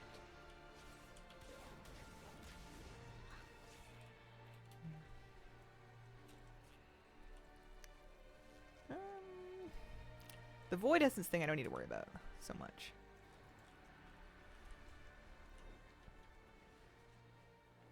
You have to find new cool brands when the old ones become commercial. I mourned Columbia, and then they came for Ellie Hansen. I think I have stuff from both of those brands. You just gotta, I mean, if you find the stuff that works for you. I feel like as soon as technical apparel has become about, like, the trendiness of the brand, we've lost the plot. I can appreciating the trendiness of a brand, but for me that's more for like fashion clothes or streetwear or something like that. Who needs to have the sickest raincoat? If it keeps the rain out, then it's doing its job. I don't get it. We're gonna feed and walk Phytoficus. Familiar with Mayahiga? Alvius Sanctuary. I think so. Dialogue UI is the mod for the quest text. I saw a video a million years ago about interviewing animals with a tiny microphone. Nope, not turning those in. I think that's that. Best winter jacket I ever owned was the Columbia snowboard one with underarm zippers and all that.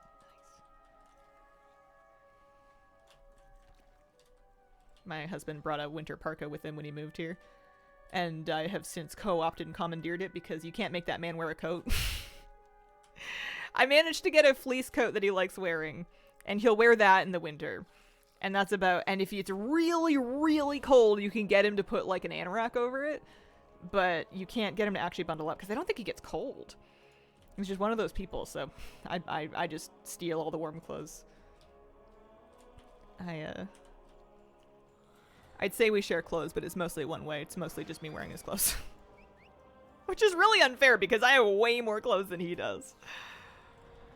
Fleece really all you need. Yeah, it's light, it's warm, gets the job done. I've come to appreciate a coat that's not super heavy unless it's absolutely necessary. You get kind of tired wearing the really bulky stuff. Wish every day was sweater weather. I don't know if I got the climate for you. No, it's actually getting warm, man. I was wearing t-shirts outside. I like wool, but it's heavy. Mm. You gotta protect that stuff from moths and beetles and stuff. Had some carpet beetles try to make their way inside. So you stay away from my sweaters. Oh, it's a pet. That's Phytoficus. Bear witness to his savagery. Alright. I'm game.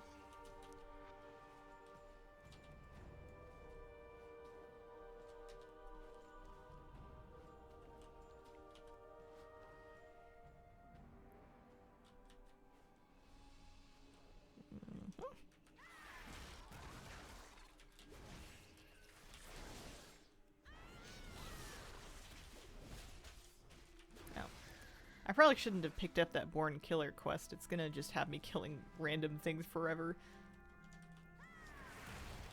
Den Gorger. Ah, I see inside. You got it. We're about halfway through 85. This is coming along. If I had to guess, based on how far I've leveled, and how many quests I've done, 6. I think I'm gonna be around 87 by the time I finish all of this. I guess it depends on how long the quest lines are. And if I get any more rested in between. But yeah, 87, maybe 87 and a half. Once I get to 88, maybe 88 and a half, I'll feel good to start turning stuff in, I think. I personally disagree that smoking looks very cool. And do not appreciate it being normalized in pop culture again. I know it is being done so. I support everybody's right to do whatever they wish with their bodies. But I will push back on that. I don't think it's cool at all. I think it's gross. I will sympathize. I would not ever judge someone. But it's not for me, and I don't think we should be encouraging it.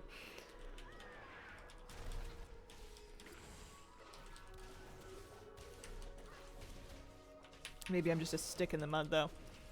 But I've noticed it's a thing in a lot of, like, younger person media and music videos and celebrities now are like being seen publicly smoking again. And I feel like I thought we just got rid of that. I thought we were over that. I thought we were past that. But it doesn't affect me. It's not really happening in spaces around me or my house, so it's not my problem, I guess. I just want better for everybody.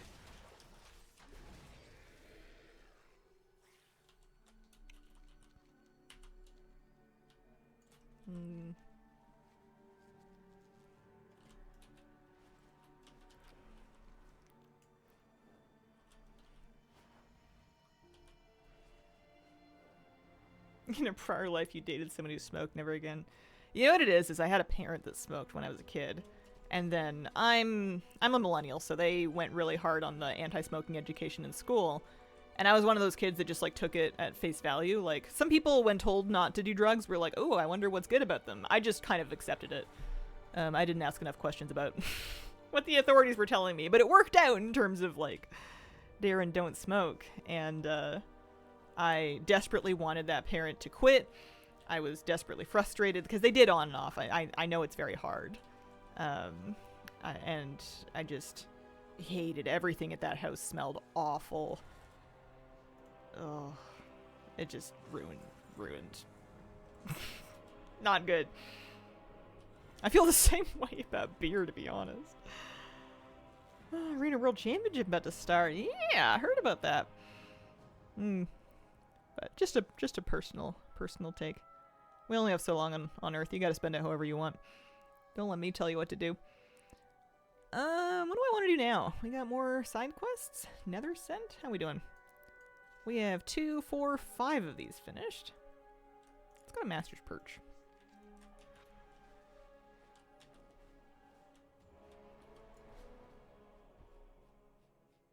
Could see they were telling the truth.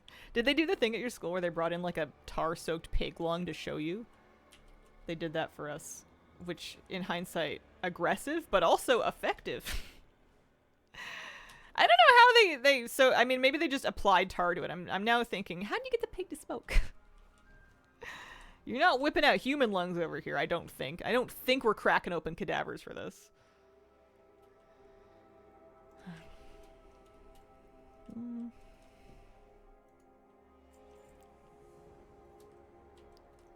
Yeah, I don't think it was exactly Dare. I think that was more of an American thing, but something along those lines.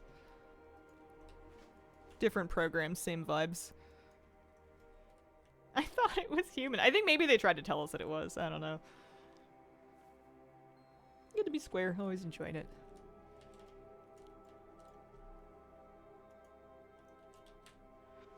Saves you some money, that's for sure.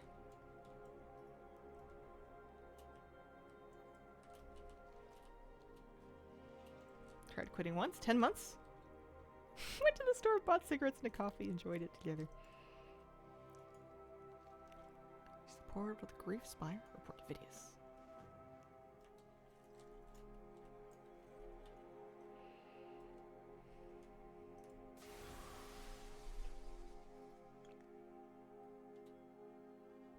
In my school, they used a syringe-looking thing to take a drag from a cigarette through a napkin and then showed the big brown spot of the napkin. Oh.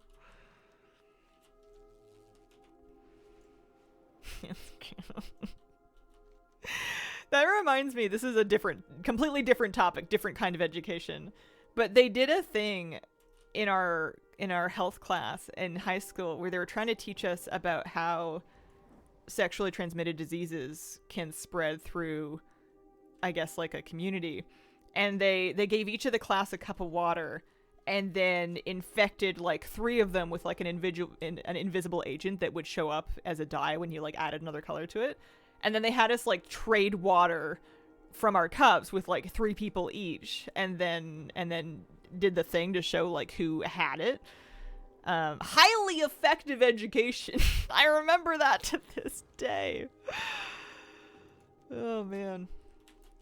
They also were very interested in talking about, it was a lot of scare tactics. It wasn't a whole lot of education about like how these things are actually like diagnosed and treated, and like they sure made it sound like a death sentence for all of them, which I think is partly just because they want teenagers to calm down, which good luck. But I still remember that class. Taught us STDs through a game of dodgeball. YouTube recommended a vlog of yours from 12 years ago. I can't even remember that far back.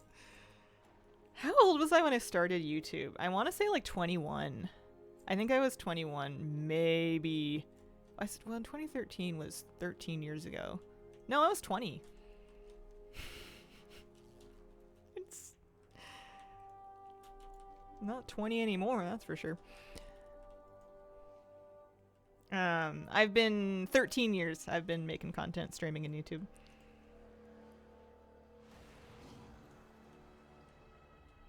Depending on what color ball you got hit with, determined which STD you caught.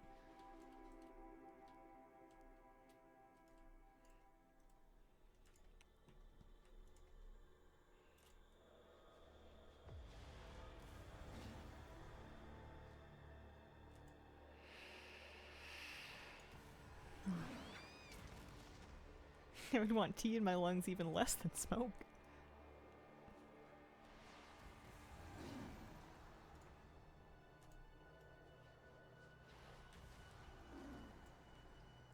I'm not gonna sit here and pretend like I'm a paragon of health and good choices, though. I am neither of those things. I'm doing my best. I think we all are. Am I accomplishing things out here? I guess so.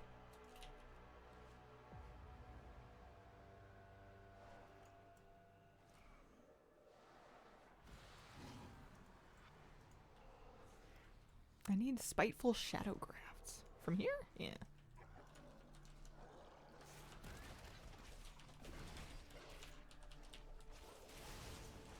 32nd birthday went live 3 months ago. Do it every day. Yeah, if you like it, it's working for you. Good stuff. What's the point in having a high horse if you can't occasionally look down on people? I don't know. It's a very human and natural instinct, but it's also kind of a, I don't know, it's a cheap way to self-validate. It doesn't actually make you any happier. It's an easy trap to fall into. Everyone's going through their own struggles, and you can try and put yourself in people's shoes, but you can never really understand how they came to the choices that they've made and the life that they're leading, and I don't think it's fair to judge people for the most part. As soon as they start, like, wildly hurting a bunch of other people, I'll judge them a little bit, but it's more so like a just steering clear of them than anything else.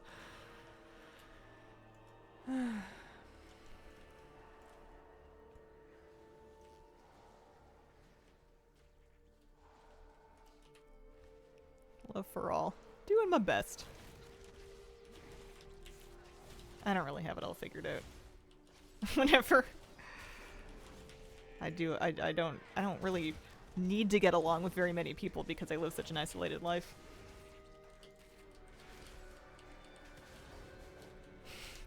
Before you criticize someone, walk a mile in their shoes, and that way you're a mile away. And you have their shoes. I've never heard that before. I like that one.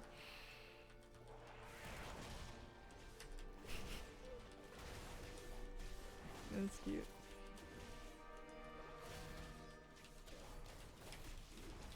No, Team Hermit.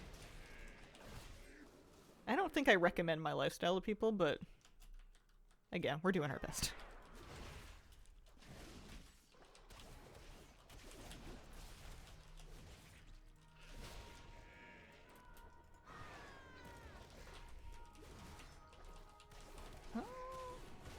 Yeah, nearly finished this little pack of quests.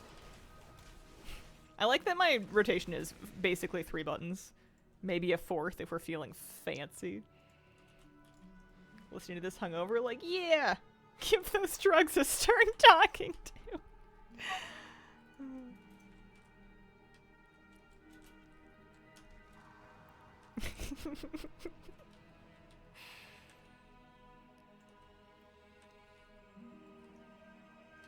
I feel like I fence sit a lot because I'm deeply afraid of saying anything even vaguely controversial. And I think I gotta get over it a little bit. Not that I should just start, like, offending everybody on purpose, but you reach a point in your life where you gotta just kind of say what you think, otherwise no one's... You know, it's... Being on the fence is not a take, it's not a personality. I gotta let go of my need to always, like, hedge my bets to maybe be right or wrong. Just go forth. Be a little wrong sometimes. At least you believed in something.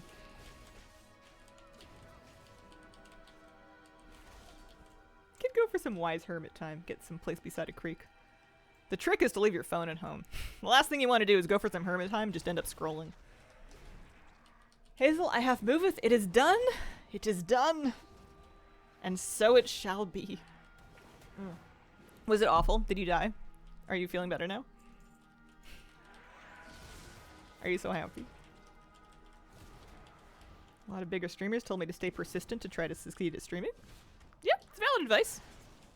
A little bit of survivorship bias in there. Anybody who is successful at streaming got that way because they were persistent. I think if you want a really balanced take, you should also, and it's harder to find these people, but interview a couple dozen people that have failed at streaming. Find out what they say. Big survivorship bias in streaming advice. Have any suggestions? If you really want to make this your job and you're starting from scratch, in my opinion, you cannot only be on Twitch. You must also be making other types of content for other platforms. TikToks, be like, grow a following on Twitter, grow a following on YouTube, grow a blog post or something. All of them at the same time. You cannot count on people stumbling by a long form stream and staying long enough to build a following. It could happen. It is lightning strike low chances. If it's really what you want to do, make yourself a schedule, put real job hours into it, and spread yourself out across a couple of platforms and a couple of types of content. Do some research on what kind of content works in your niche, what kind of things that you like, what do you like about them, and then do a lot of analysis on the stuff that you put out to find out what's worked better than what, why. You're your own guinea pig. It's a lot more than just going live every day.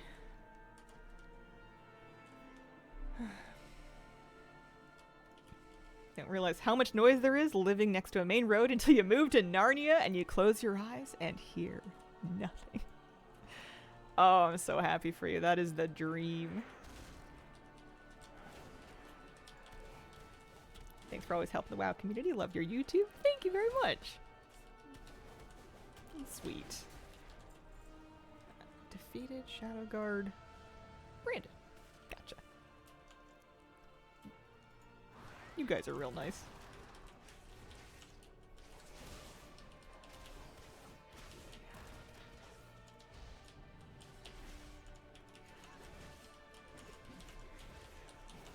Most people on Twitch watch after seeing them on YouTube. Yeah.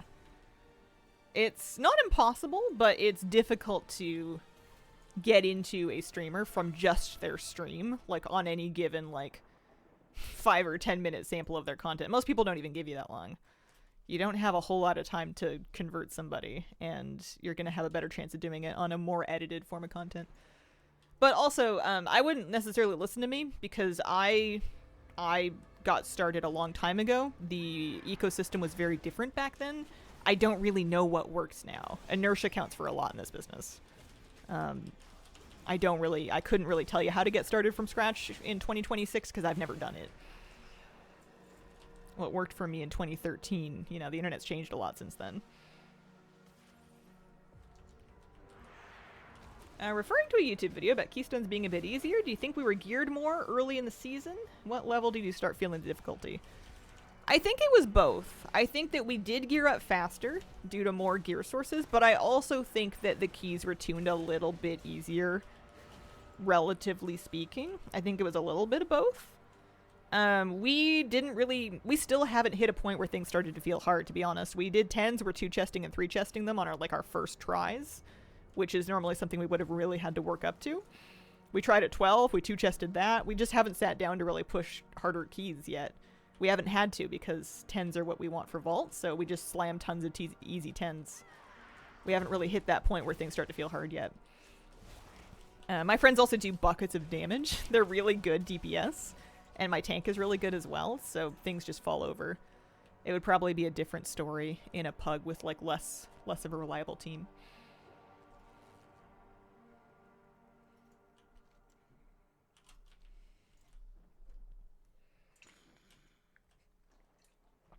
Might be an unpopular opinion, but my favorite streamers are clean language no matter what the content.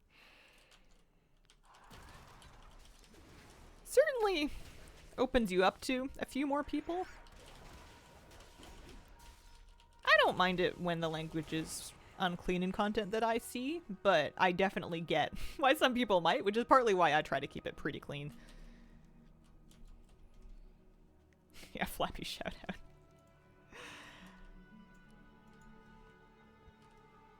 Helps to have a good voice. I think that literally anybody can build a good voice if they want. It's a skill that can be absolutely trained, learned, practiced, honed, supported. The way you've been speaking your whole life is not the only thing that your voice box can do. It's one of them. It's the thing that you're used to. See, now I'm thinking about it. I'm trying to enunciate better and support my voice a little better. I'm self-conscious about it now. But speech is absolutely a skill, and it's one that you can work on. It's not just a given default thing. Sourville, thank you for the 25-month wreath. Appreciate it. Meow. Yeah, as shown in early Hazel videos, you can change that massively. Yeah, you can affect a voice. You can also just end up being kind of squeaky and fast-talking out of nerves. Both things can be true. I think when I'm speaking not on stream, and I'm just speaking naturally in my home, I am whinier and I have more vocal fry. I think my natural voice sounds worse than this because I am doing a lot more what? Because I'm tired. Oh, and because I feel a little too safe in my relationship and I know he's going to love me no matter what, so I end up being less pleasant, which I should maybe work on. Most mics base heavy. You can also process your audio. You can do live audio processing. You can do post audio processing. I do some post processing for YouTube videos. You'll notice that I sound a tiny bit different on YouTube versus stream. I don't do a lot to it, but I do a little work on it. radio guy coming to talk to us during a career day thing. His normal speaking voice was so different from his radio voice. Yeah, it's a tool. Don't let anyone tell you should or shouldn't talk in any particular way. Whatever works for you. I think it's nice to be like clearly audible to the best of ability, but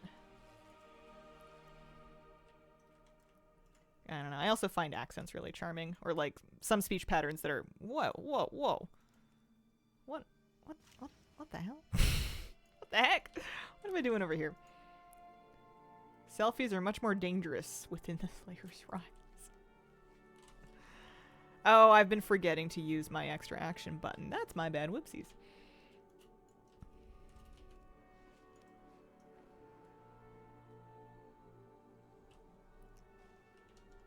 Trying to get my train of thought back. Lost it.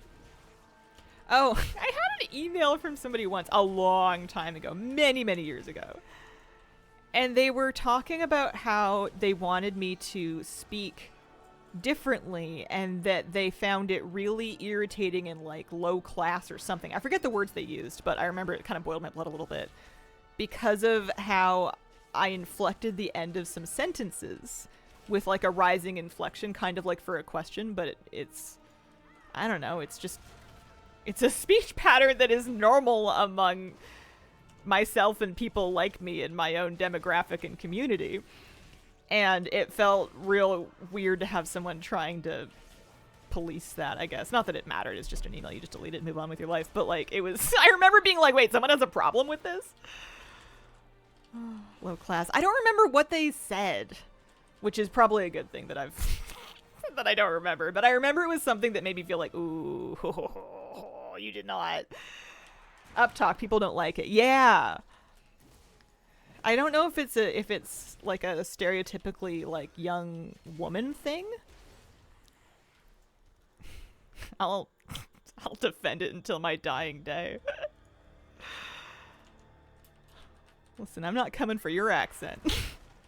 This is a choice. Who writes an email complaining about the way someone talks, proofreads it, and goes, "Yep, I'm ripping this. This is important enough for me to communicate my displeasure."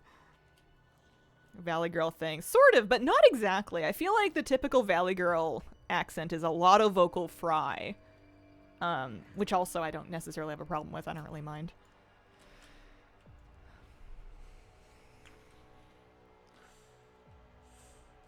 Valley Girl does up talk plus more, yeah.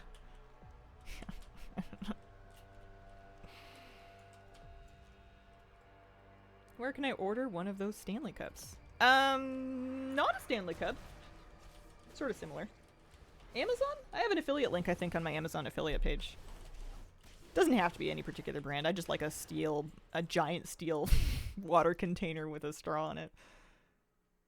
Just like, talk like you're singing Freebird all day out of sheer spite. Content creator accent is a thing, too. It's hard to not do video voice. And I mean, it's not necessarily a bad thing one way or another, but I always wanted my videos to feel more casual and conversational and less like scripted and overproduced. But it's hard for me to not do the video voice. It's really difficult to just kind of relax and speak normally when you're talking to camera. And I'm one of those people that ends up doing 3 takes for every sentence because I just get self-conscious about it and I end up starting over and over and over and over and over again. Find your calm sounding in your videos and I enjoy them. Oh, thank you. I've gotten less self-conscious about myself over time, I think, on average. I don't think I'm perfect, but I think I'm letting go of the need to be perfect. If we were all perfect, it would all be very boring. I was thinking last night about why the internet feels so boring now. I was trying to like procrastinate and scroll or like watch videos or something. And I didn't even want to see any of it. And I was watching things and I just kept clicking off and clicking off. And maybe it's just more of a reflection of where my brain's at, but it just feels, everything feels so much less interesting and compelling. And I was kind of wondering and thinking about why that is, if it's to do with the kind of content people are making. Is it to do with the algorithm becoming worse at serving you things that you actually want to watch. Because if I'm looking through like my YouTube homepage, the YouTube algorithm used to find some really good stuff. And I'm sure it's still showing me some good things, but it tends to show me a lot of things that I have chosen not to click on about 50 times already, or things that I've already seen that there's no need to rewatch. My kind of pet theory is that a lot of social media and tech algorithms are now becoming a little bit more, I don't know. They don't need to be as grippy anymore because people are going to be on those services anyway, so they're just becoming a little bit worse and a little bit more vibe coded and not as effective. Not great at reading what people actually want, which is weird. It seems like the one thing that machine learning should be really good at.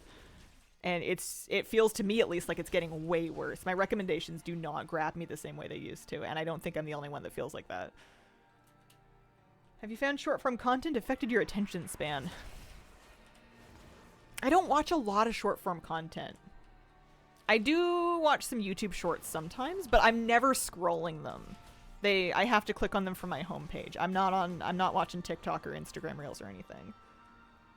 My attention span does suck, but I think it's more, I'm a big, my vice online in terms of like wasting time on the internet is scrolling text content. Chat threads, forum posts, comments, that kind of thing. That's my vice. Being on the old side, it's interesting to watch language change over time. Less to escape from, or is that looking too deep into it? I mean, possible. It's a very optimistic outlook. I still think that the thing that I'm running from is inside of me. It was me all along. YouTube actively rage baiting at this point. It serves me stuff just to make me mad. I'm sure there's still interesting content, but like the ability to sell me on it has really fallen off. It's like I can't procrastinate on there even if I want to anymore. IG Reels also so goated. All I get is insanely tough Halo edits with 2000s metalcore as the soundtrack. Maybe it's just my algorithm. Maybe I'm using it wrong. Maybe my algorithm sucks.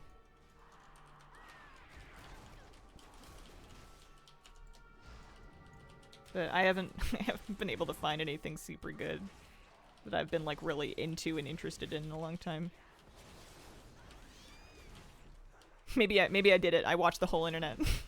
I read every post. I scrolled every thread. It's over. I have finished it. It's done now. There is nothing new left to read.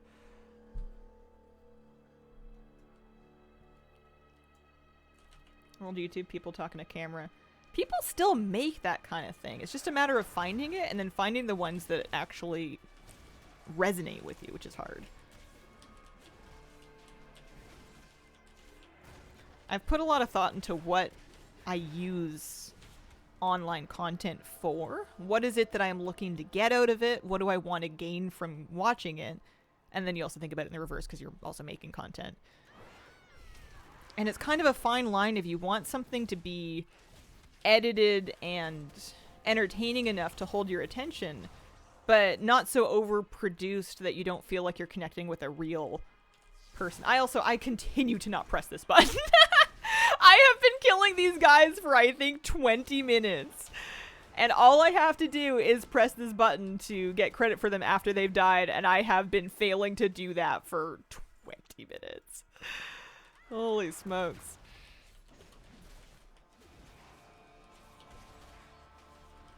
A Mirdrasil Mythic.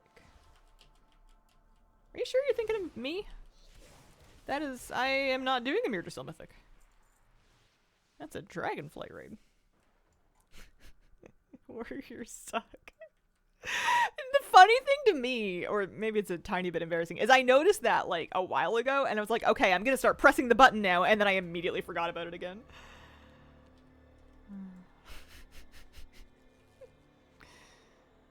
I'm not even gonna go back to try to find corpses, I'm just gonna make new ones. Managed to train my algorithms to avoid rage bait and anything political, but I'm a sucker for clips from old movies and animals. Nerdy stuff. Do I want to know how the engineering involved with how this spillway failed? Yes. Yes, I do. Hey, y'all. Hi, Mr. Sonic Gen. How are you doing?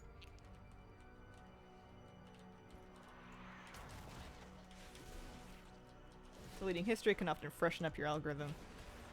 Yeah, maybe. Netflix just kind of feels like slop at this point. There's very little that I've found that's worth time on there anymore. Maybe I need to delete my YouTube algorithm, but every time that I do see the YouTube homepage on like a not logged in account with a fresh algorithm, yikes. Ugh, it's not good. It's not looking good. I might just need to log off, but I don't know. I want to find content that that excites me, that I really resonate with, so I can figure out what I like about it, so that I can think about that kind of thing when I'm picking to make content, because the last thing you want to do is do it just to do it. It's easy to fall into being boring.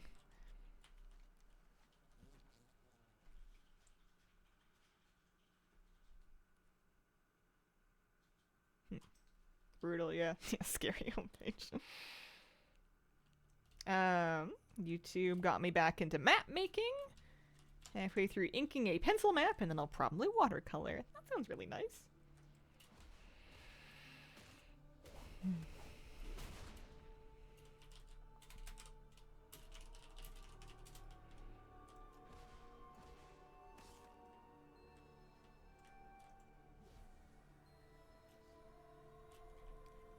I'm doing what now? Also, not my gnome clipped into the chair.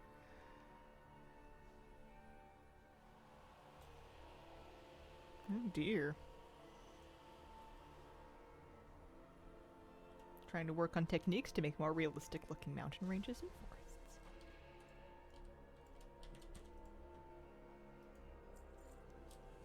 Feign death on the hill and claw's edge and defeat the entity when it comes for you. That's terrifying. Alright. I wonder how much extra experience I got just by grinding those mobs for no reason. At least I'm still getting a little bit of leveling XP for it.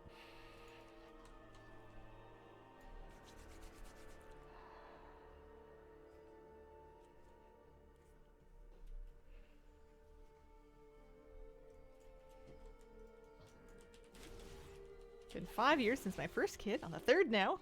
So look forward to nap times with Hazel. Please never change your stream time schedule. Aww.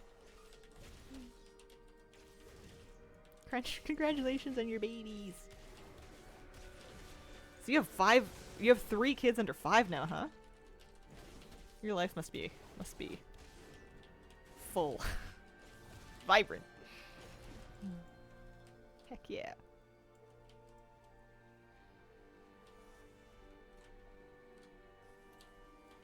That's awesome. It is vibrant. You have skills and power I could not even dream of. You have made it through days that would bring me to my knees. Giraffe. Giraffe. Got my giraffe shirt back out of storage. I gotta reorganize my clothes and go through them and figure out what I actually don't wear anymore. Do a little refresh. Alright. I like her outfit. This top is working. I like the across the collarbone sleeve ensemble. And I would like one for myself. Do you think they'll put that in the training post? She looks great.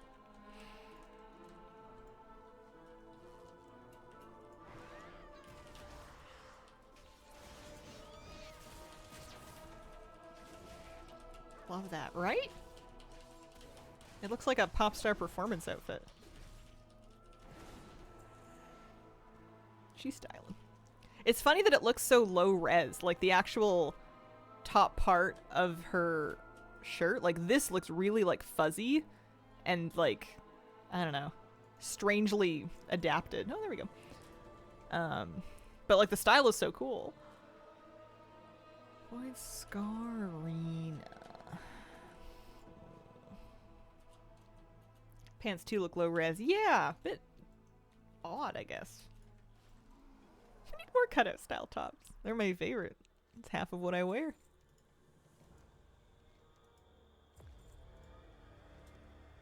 Okay.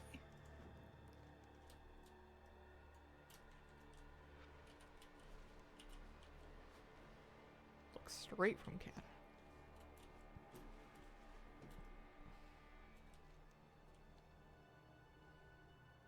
Reminds me, gotta repost some Mog auctions. Nice.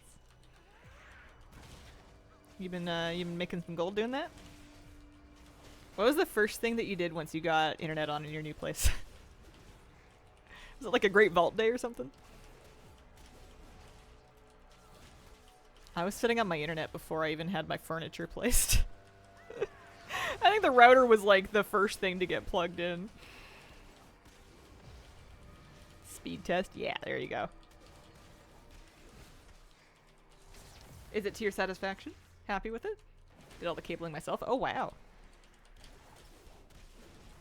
Are you taking a bit of a hit speed-wise or stability-wise for having moved to Narnia, or is it pretty good?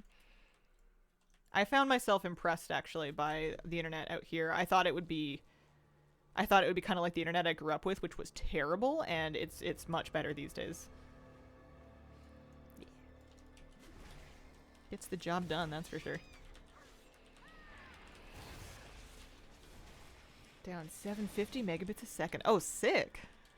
What's your up? Do you know?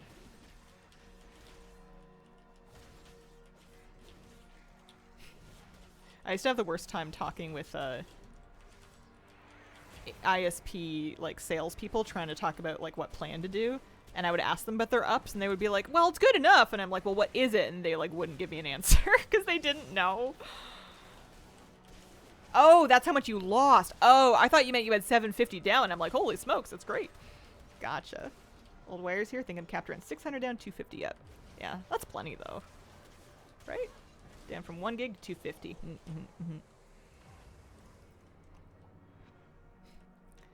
When I very, very first started my YouTube channel, and I still, like before I even moved to the States the first time, I tried to stream on Twitch, and my internet at the time just could not do it.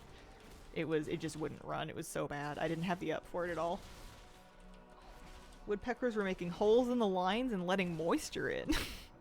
Oh dear. Just imagine the woodpecker pecking into the cable being like, where's the bugs? I heard something funny in here. Where are the bugs?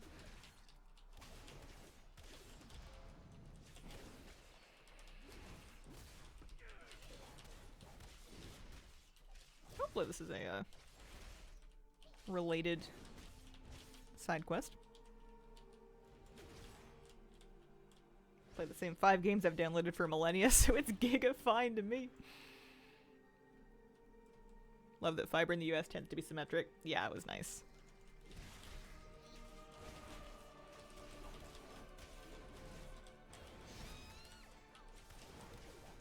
I've lived all lives. I've lived the life where a YouTube video uploads in almost real time, and I've lived the life of you have to let it upload overnight and then check it in the morning and hope that it went up properly.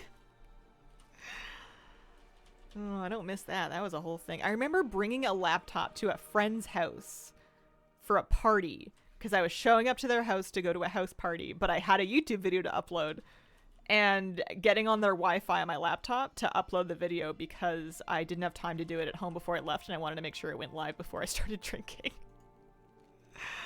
Oh, that was a long time ago. There's a world quest over there. They were very nice about it. Could technically get fiber here, but it would be €5 a month for the first year, then €90 a month. Just a tiny bit of a jump outside of that promo offer. Holy smokes.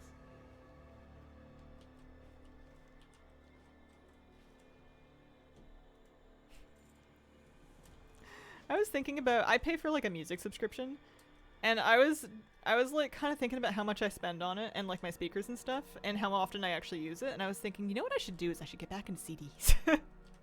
You can basically pick out an album every month for the same price that you're paying for this. I don't know if my car has a CD player or not. I'd have to look at it.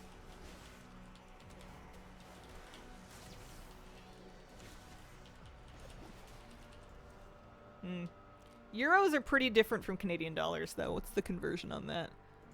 90 euro to CAD. That's 146 Canadian dollars. That is not a 1-to-1 rate. Rip it, sync your phone? Maybe. feel like the phone would get cranky about it. Do you think I could get a Zune? Still do the download thing for music? Yeah. You know, $146 or like one grocery trip. You want milk? Too bad!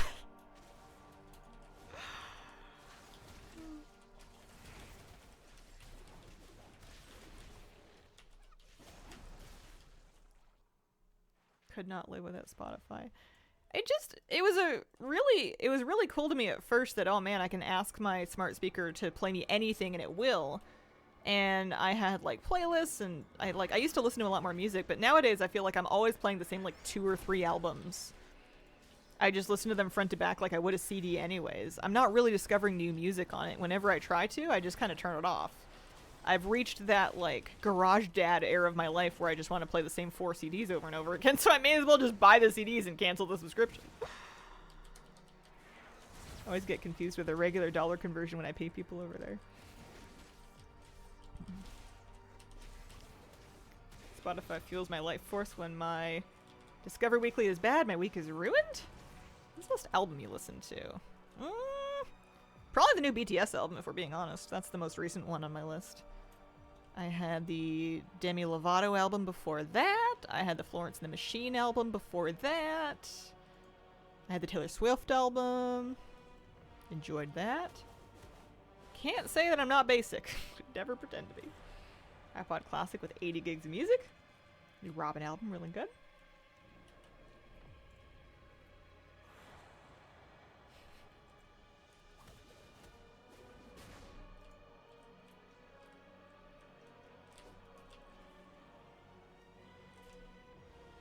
Yeah, maybe I'll need to think about it. I'm not really happy with how I'm managing music right now, and it doesn't make sense to pay monthly if I'm barely even using it. But you gotta have music on sometimes. I like putting on music while I'm cooking. If I'm gonna be in the kitchen for a while, I need to have something running. Imagine in case I'm blasting rap music all day. What did I have? It wasn't really rap. It was Tizo Touchdown. His debut album I really liked. I had that on in the car for like a year. Big fan of that. Spamming said 2000s metalcore from the Halo edits on my IG. Oh, you're living.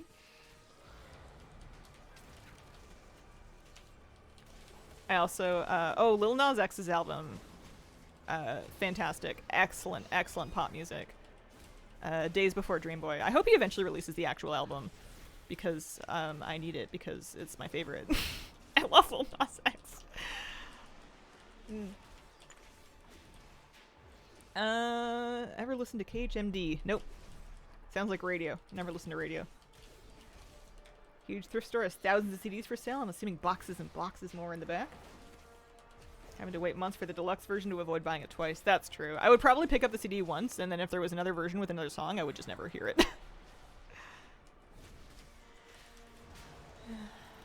Public no commercials? I just don't think I've ever learned how to use a device that receives radio. It's something to do with wires? Antenna? I don't know. Considering buying a cassette Walkman for my walks, so I don't have to bring my phone.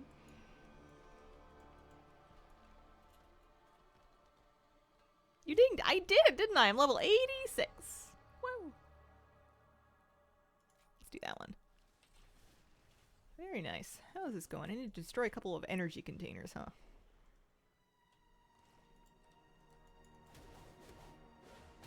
Cassette tapes are cool. Glad they're coming back.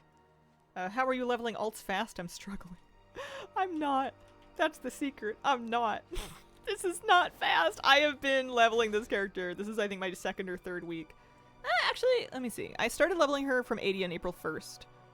So I'm a week and a half in. And I'm level 86. I don't know. Take breaks. Did some delves. I'll have some delve quests to turn in at 88 or 89, so that'll help through the last bit, but...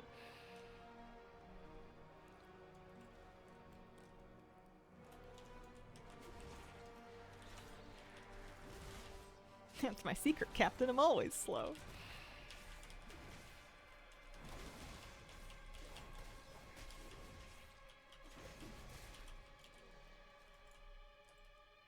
I need a title on her.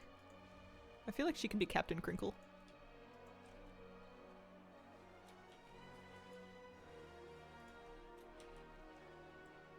This is the most of the Voidscar Arena area that I've done so far.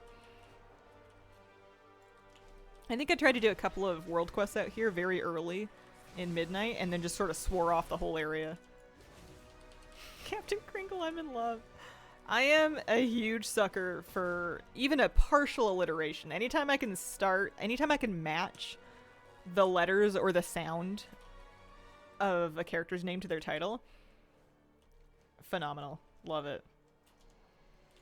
Meet Mistweaver Mollywobble, the Mawwalker. Mawwalker Mollywobble, the Mechano Mistweaver Monk. Big black bug bit the big black bear, and the big black bear bled blood. How much wood could a woodchuck chuck if a woodchuck could chuck wood? Started getting CDs in '87. Stopped in early 2000s. For that short time, the amount of CDs exceeded my personal threshold of boxed items on moves. It used to be really fun to go to like an HMV or whatever store we were buying the CD on, and you had money for one, so you would spend like an hour with your friends talking about which one to pick. And then when you had one, you would wear it out listening to it on like your little CD player in your room or whatever. Like if I had bought a CD, I was listening to it front to back often. A lot. It was happening.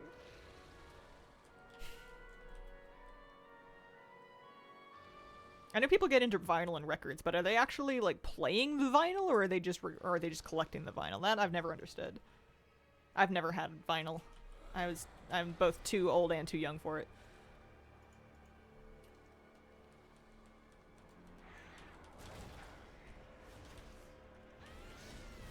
High-tech 3-disc shuffle player. People used to spend so much money on like giant CD changers. That was like a whole thing.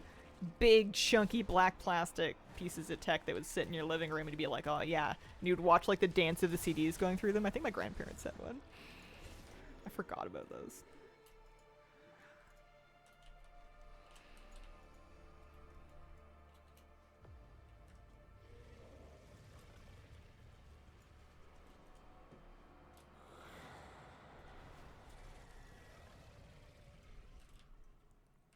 Do you think he's atrocious because his behavior's been atrocious? Growing up, I had a phono player and then got rid of it for CD, went digital partially, and now I've got a phono again. Into the whole iTunes thing until I changed computers and emails one too many times. Lots of dozens of albums. Yeah.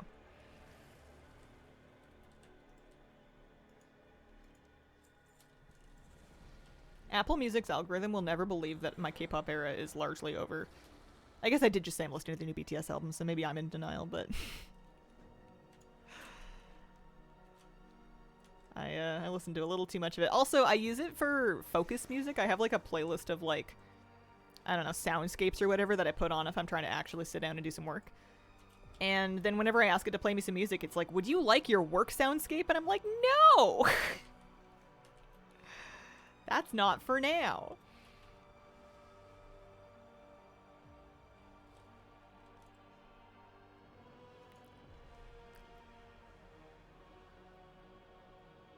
I'm dumb. Is this a dungeon quest? I can't remember. It is a dungeon quest. Alright, I was like, is that Voidscar Arena? Rings a bell. It sounds familiar. Get ripped, packed away, put on my phone. You know what I don't have anymore? And I guess I could get like a peripheral version. I don't have a CD drive for my computer anymore. I haven't put one... The last 2 PCs I got, I didn't opt for a disk drive because it felt like the past. I couldn't rip a CD if I wanted to right now. I'd have to buy a thing for it. I remember burning CDs. I used to do that. I had a big stack of blank CDs from Staples as a kid, and I would make custom playlists and burn them onto discs. That was kind of fun.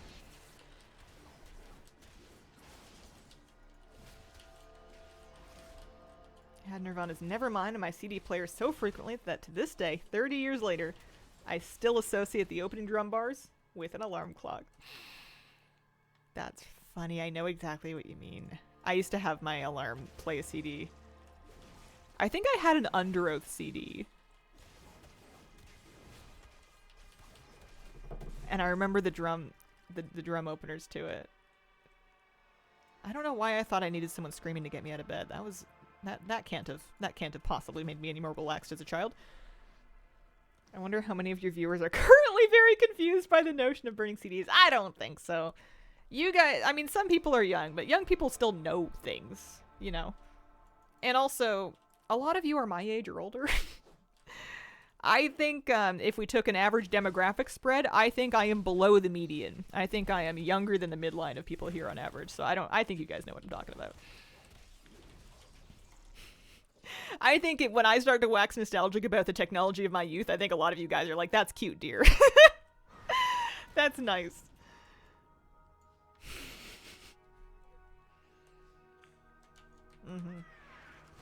As a child, I burned a CD with the SpongeBob theme song on it.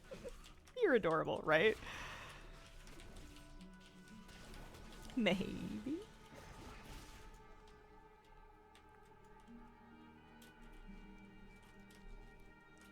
I enjoy, to this day, the company of people that are around. A lot of the people I know and socialize with are around my parents' age. My mom's in her 50s. And, that's... When you're a kid, it seems like such a big gap, but then once you get a bit older, it's not. People updated my driver so hard it nuked Twitch's video player.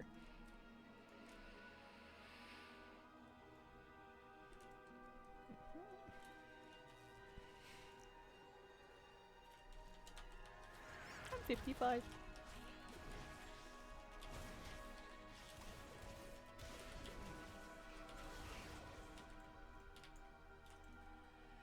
I think that chatting with people from various stages of life helps give you like a balanced perspective on things. 60 here.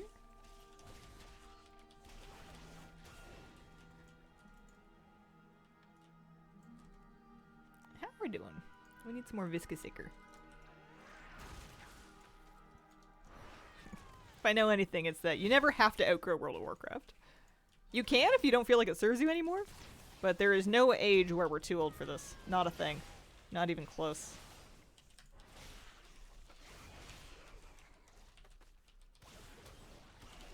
Really am a turbo youngster, 23 and a half. That's so funny to me just because you've been around the stream for so long. I keep forgetting how young you were when you first started hanging out. Like, wow, Grandma, love her. Yeah, it's nice. I think a lot of us that grew up gaming kind of grew up hearing that you will grow out of this, or this is a childish activity that you should stop now at a certain point, and it's nice that at least the people that I tend to hang out with have generally cooled off with that. No one is being particularly judged for spending time leveling a gnome. Little 17-year-old me came in here to watch you farm Hellfire Citadel.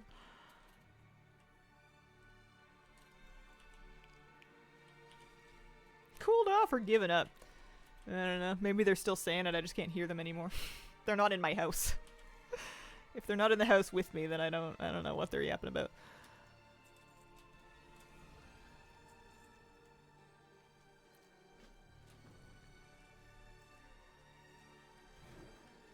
Give it time and you start to yearn for the activities and such that occupied you during the carefree years. Maybe. I think these are the carefree years right now. I think I'm gonna yearn for the things that I'm doing and the life that I'm living right now, if anything. I don't feel a lot of yearning for my younger years. There's a lot that I prefer about being now.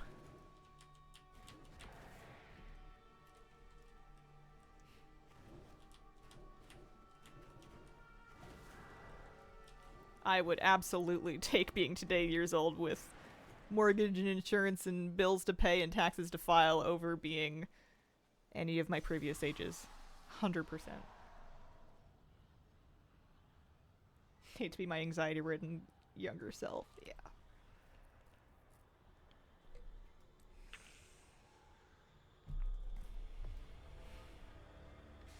Miss the days of gas being less than $1 a gallon, maybe. Yeah, I'll give you that. You got a point. I finally learned how to drive, and now I'm sitting here looking at the gas prices being like, well, should I, though? Maybe we just stay home. Yikes. Great old Far Side comic from the 80s where parents look at their kids playing NES, dreaming of job ads, needing people to save princesses and stuff. Like, play video games for pay, and now you can literally do that. It used to be like a really, like a common talking point among parents that were frustrated with how many video games their kids were playing, of like, oh man, you're not going to be able to do that for a living. And in most cases, that is true. However, outliers. Filled my gas yesterday, 86 for a full tank. USD?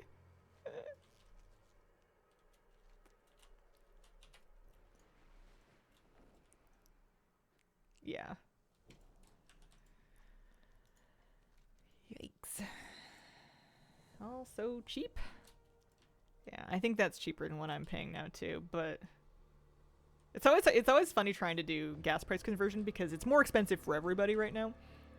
And it also, whenever I'm trying to figure out gas prices, I'm converting from US to Canadian dollars, but also from gallons into liters. I can't complain too much because I don't have to drive for work. It's the people with like a big mandatory commute. I have to drive to like get groceries, but that's its own problem.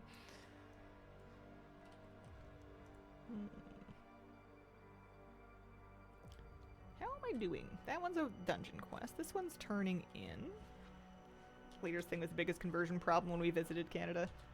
Because it's what, 3.84 liters to a gallon? So you can kind of sort of approximate it as times by 4, but it's not going to be exactly on point. Doing Azeroth prices. My bee flies for free, and I appreciate that.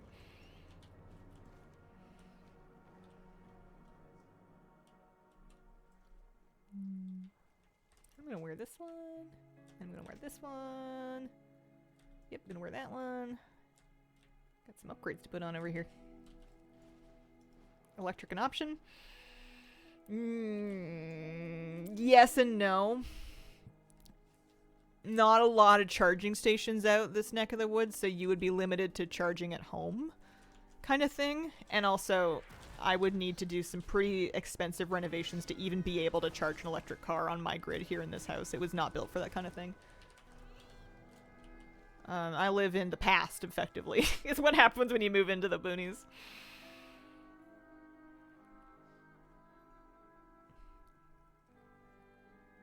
So, Warm Killer turns in back this way.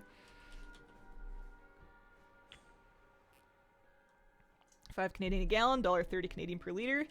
Yeah, it's pretty cheap. That's not bad. We left $2 a liter behind a while ago here. What is it in the city right now?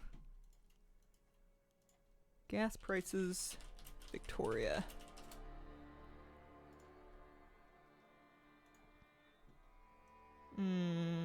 Yeah, about $2.10 a liter right now. 2.098 if you're lucky.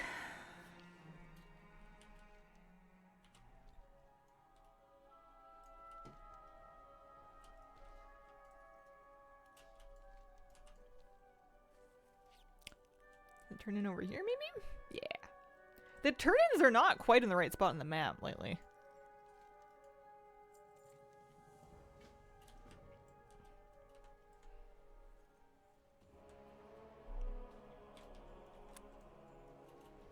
I feel like this is not a thing I need to do, but I'm doing it anyways just because I've done this already.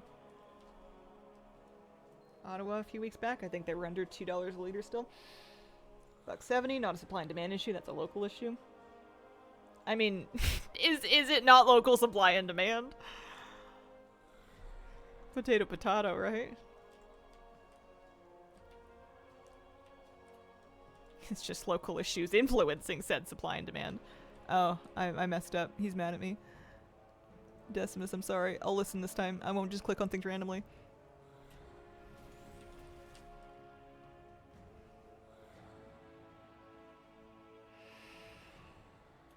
Follow my directions precisely. Okay. Extract power from the void repository. That's this one. Why do I gotta use such big words?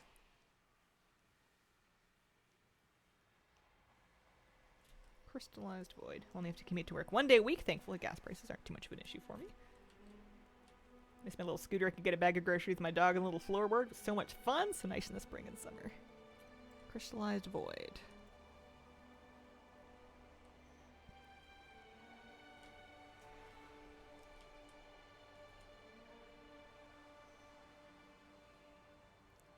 Blade with flames from the void, brazier.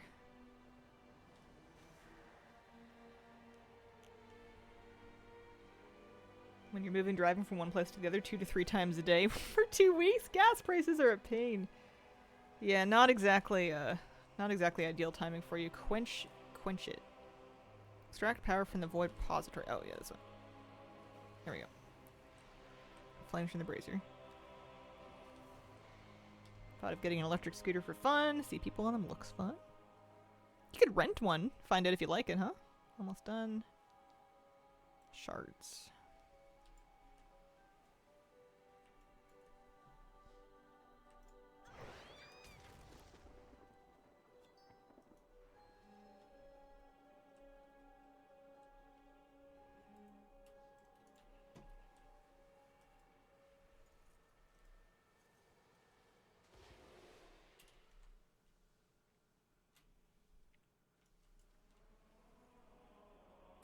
Okay. I want to get my little baby Dominar pet out. Don't I have one? Don't I have like an Domina? Ominous Dominus. Ah, I'm spelling it wrong, that's why. It's my little baby Dominar.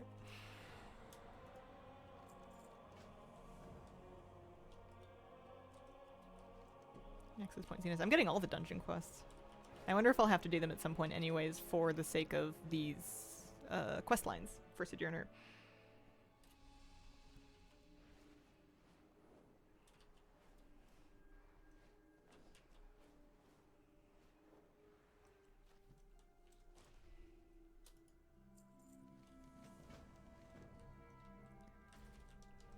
I'm coming.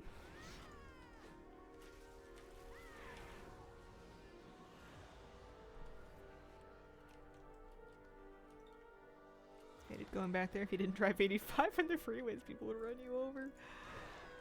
Ooh.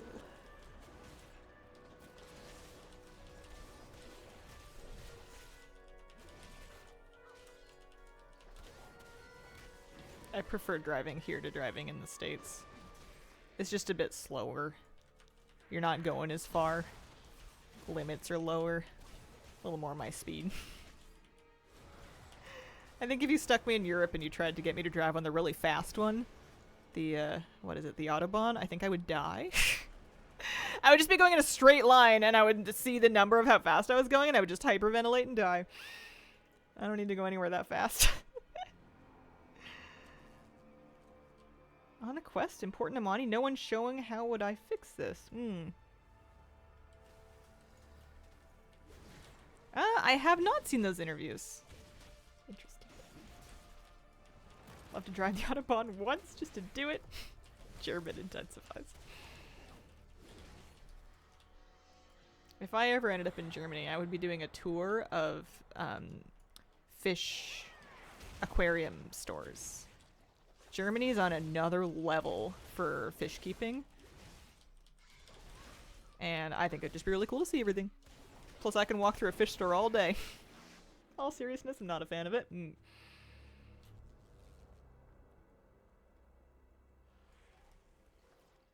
Have a lead foot. Still hold the record on the Deerfoot 500 if there's any Calgarians here. Lots of people drive at common speeds, just stay in the right lane. Yeah. That would be me.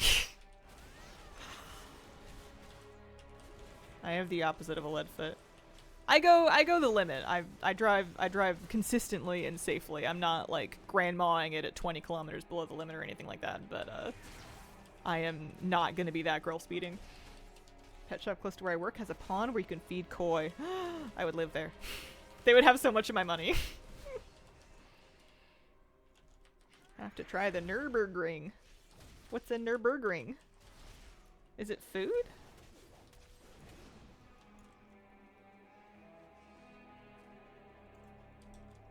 If it was food, you'd think they'd call it the Nürnberger. Oh, it's a famous racetrack. I see.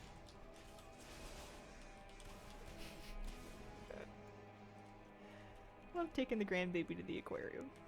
Go vroom vroom real fast.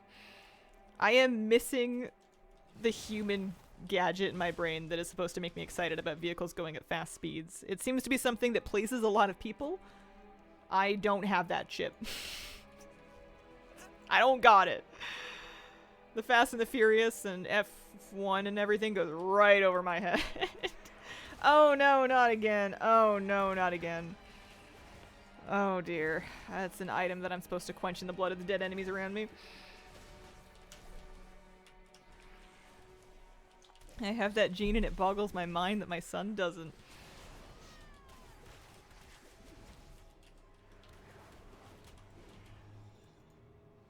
Want to say I don't got it, but TBH, as long as I'm not driving, it's great.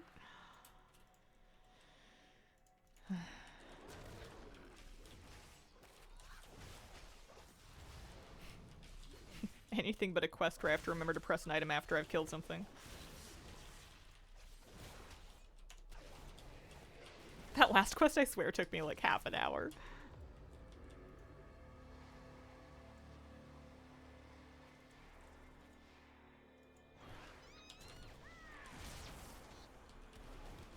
Definitely have the thrill-seeking gene. So many things like skydiving would love to try. You couldn't pay me to skydive. I would probably do it if I was peer pressured into it, and I would be unhappy the entire time.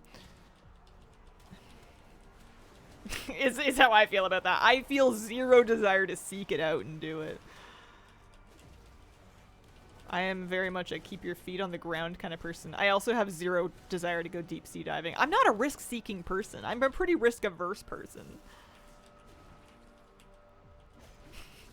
You know what I'm a big fan of is safety. Oh, I am boring, aren't I? A little bit.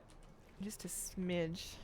One of the folks helped us move is a small tuned-up Nissan. Quite fun to go to the hardware store. Nice.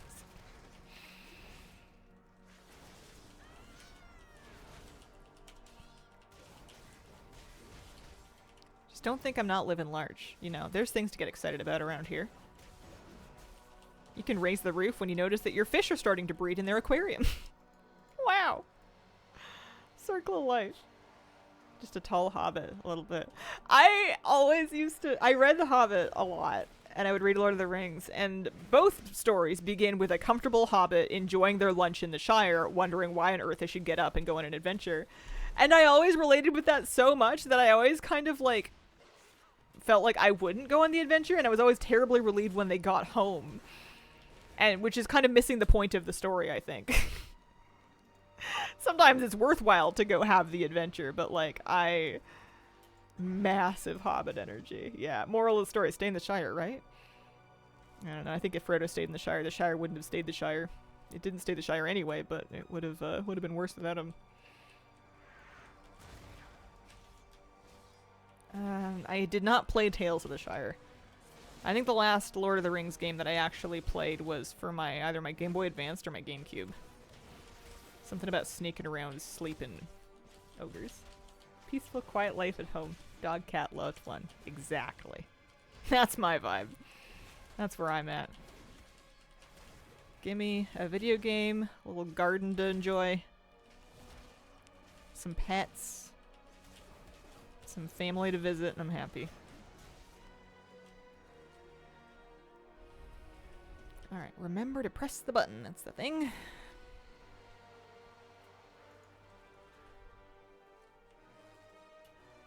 Yeah, I love Stardew Valley. I played that game a lot. I'm looking forward to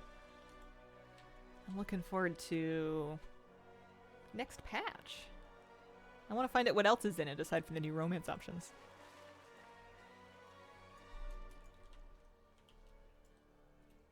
Super cute. Cozy little life sim game.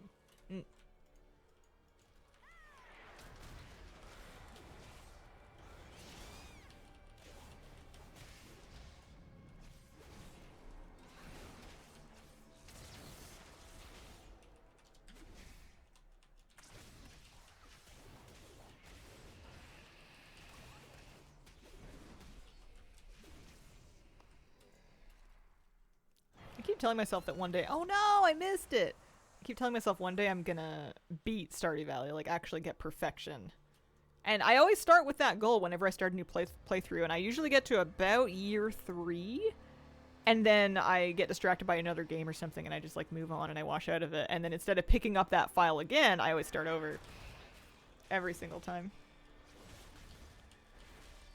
Stardew like, but in a more traditional fantasy setting. I want to be a comfortable, homey wizard. Can I interest you in World of Warcraft? You don't have to go fight stuff. Gotta stop FOMO grinding the quest meta achieve on main. Do it on alt so they level and you get the achieve.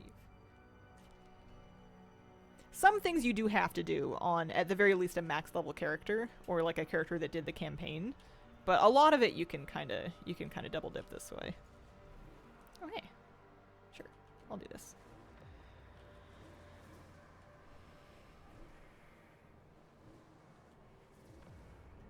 I've been wondering if it's time for me to do another Satisfactory run. The factory must grow. I feel like I never really got to grips with trains last time, and that sort of held me back. I never figured out trains. Trains confuse me.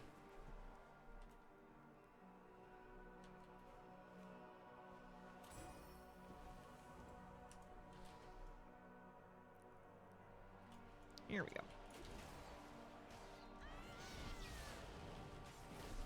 Got the warrior bug from your stream and the leveling doldrums of mid-80s. Lots of fun, but really kind of done leveling. Yeah. Yeah, it's slow for sure. I'm at 86 and a third. Doing this achievement might actually get me close enough to start turning in Delve Quest and doing first crafts. I think it really might. Got upset that my factory didn't look like the giant tornado in that one Let's Game It Out vid. I know exactly what you're talking about.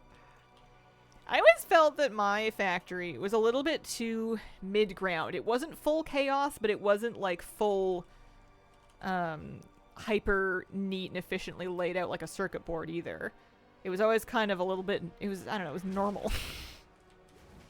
It was the normal amount of messy. Today's the last day for Darkwing Fair for Professions. Very good, very good. Okay, I used the button enough, that's good.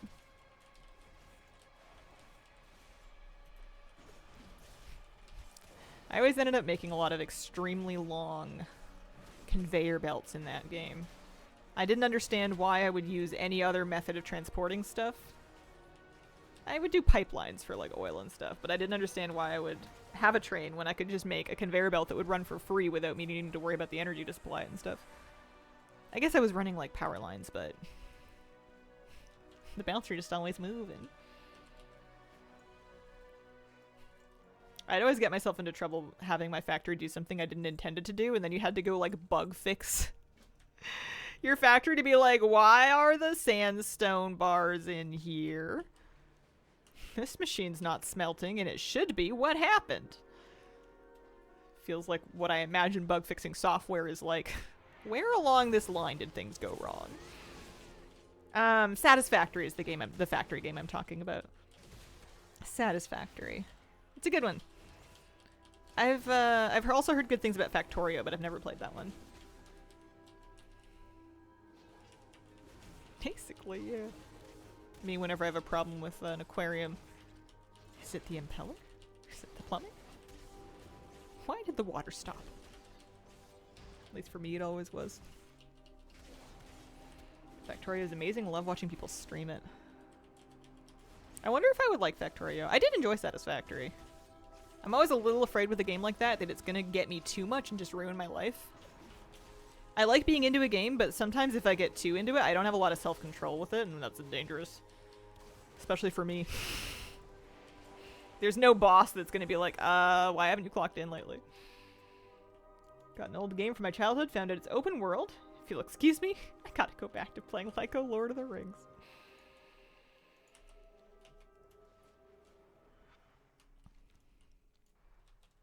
I streamed Satisfactory a couple times just to show... I would log into it like at the end of a WoW stream just to show off the factory that I had made. Issue when they're in edit mode and save is grayed out. I haven't. Hopefully somebody knows something about it that can help. Factory's got more scale. Get to a place where you're stamping out entire factories. I felt like I could do that in Satisfactory. You were able to save layouts and kind of copy-paste them.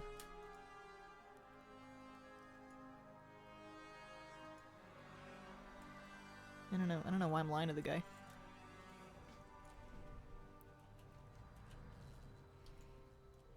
I also, though, got to a point in Satisfactory where I would use an online calculator to kind of figure out the most efficient way to make a thing that I wanted to make. And I wonder if that took a little bit of the fun out of it, because I wasn't figuring it out for myself anymore.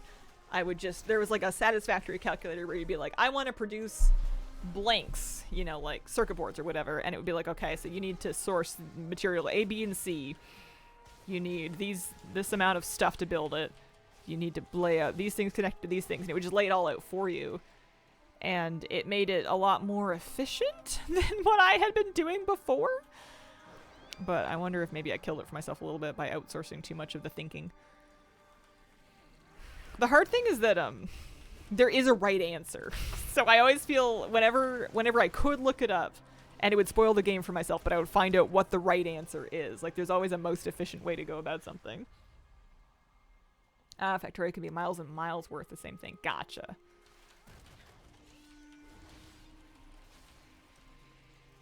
Is it pretty beginner friendly or not really? Maybe I'll add it to my Steam wish list. Want a game to be gripping, but it's very rare these days. Last time was Clair Obscure when I got ahead steps during the day so I could play in the evening.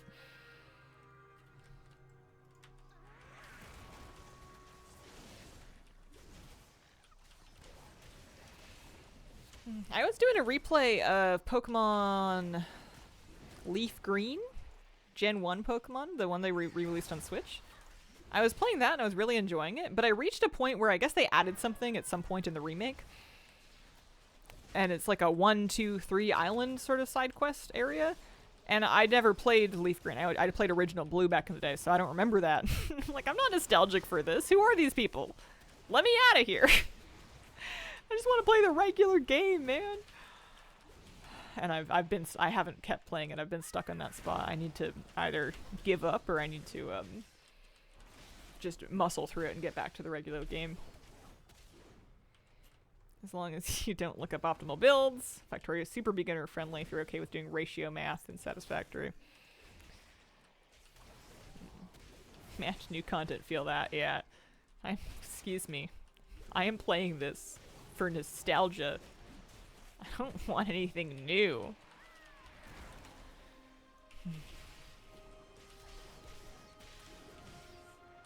It also kind of kidnaps you. Like, it doesn't let you back to the rest of the game until you've helped find this dude's, like, daughter, whose name is Lostel. Every time Bethesda adds some weird creation thing to Skyrim or Fallout 4. How am I doing over here? There's a lot going on. Oh, something.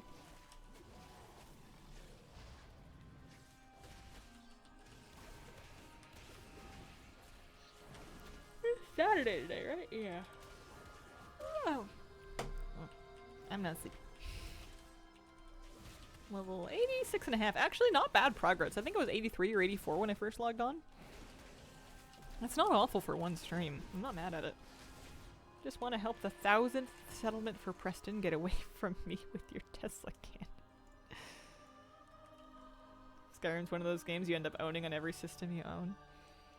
I've tried to get into Skyrim so many times, and I always play the first, like, hour of it, and then I reach the section where the game, like, opens up and you're out of the tutorial, and I kind of go, well, now what? And then I just turn it off forever. It's happened to me every single time. I think I'm just not destined for it. I got really into... The reason I keep trying is because I got really into Oblivion. I played a lot of Elder Scrolls Oblivion. I went through a period of time when I didn't have internet in my youth, and I had just moved out on my own. I had my computer, but no internet. It took me like a couple of weeks to get an ISP hooked up. And Oblivion was the one game that I had that I could play completely offline, so I was forcibly unplugged from WoW, and I got really into Oblivion because it was the only thing I had to do. And I've started to realize that without being forcibly offline, I would just prefer to play a different game. I enjoyed that Oblivion playthrough a lot, but I've never been able to recapture that magic in my whole life. I think it was a special moment that will never come back.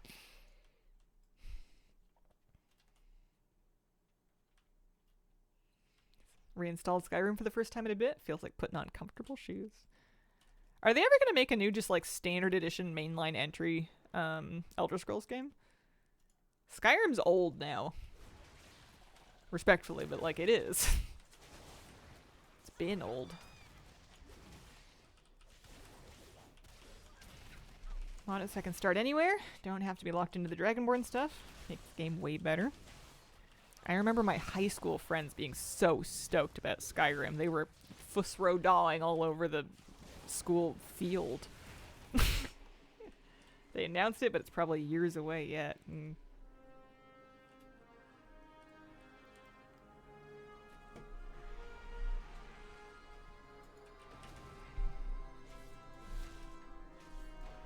They announced it 7 years ago! Oh dear. That's not a good sign. Such a wild fumble. I always lose a little bit of faith with games that have been stuck in dev that long because, like, the market changes. The tech changes. Like, if you're that slow, the world's going to move around you, and you're either going to have to rework it a lot, or it's going to be old feeling by the time you're done with it, or both. Yeah, Skyrim's the heir to the knee meme game. Been 10.5 years since the last Fallout entry. I'm starving out here. That's like a meme at this point. That's been a meme online forever. I gotta wrap up in a sec here. I'm just about done for the day. Can take Crinkle back to the inn so she can rebuild her rested before whenever I level her again. I could do more of this tomorrow. I could make a play to try to get to 90 tomorrow on her, but I think what I might end up doing, mood dependent, is maybe decorating. Maybe doing another house day.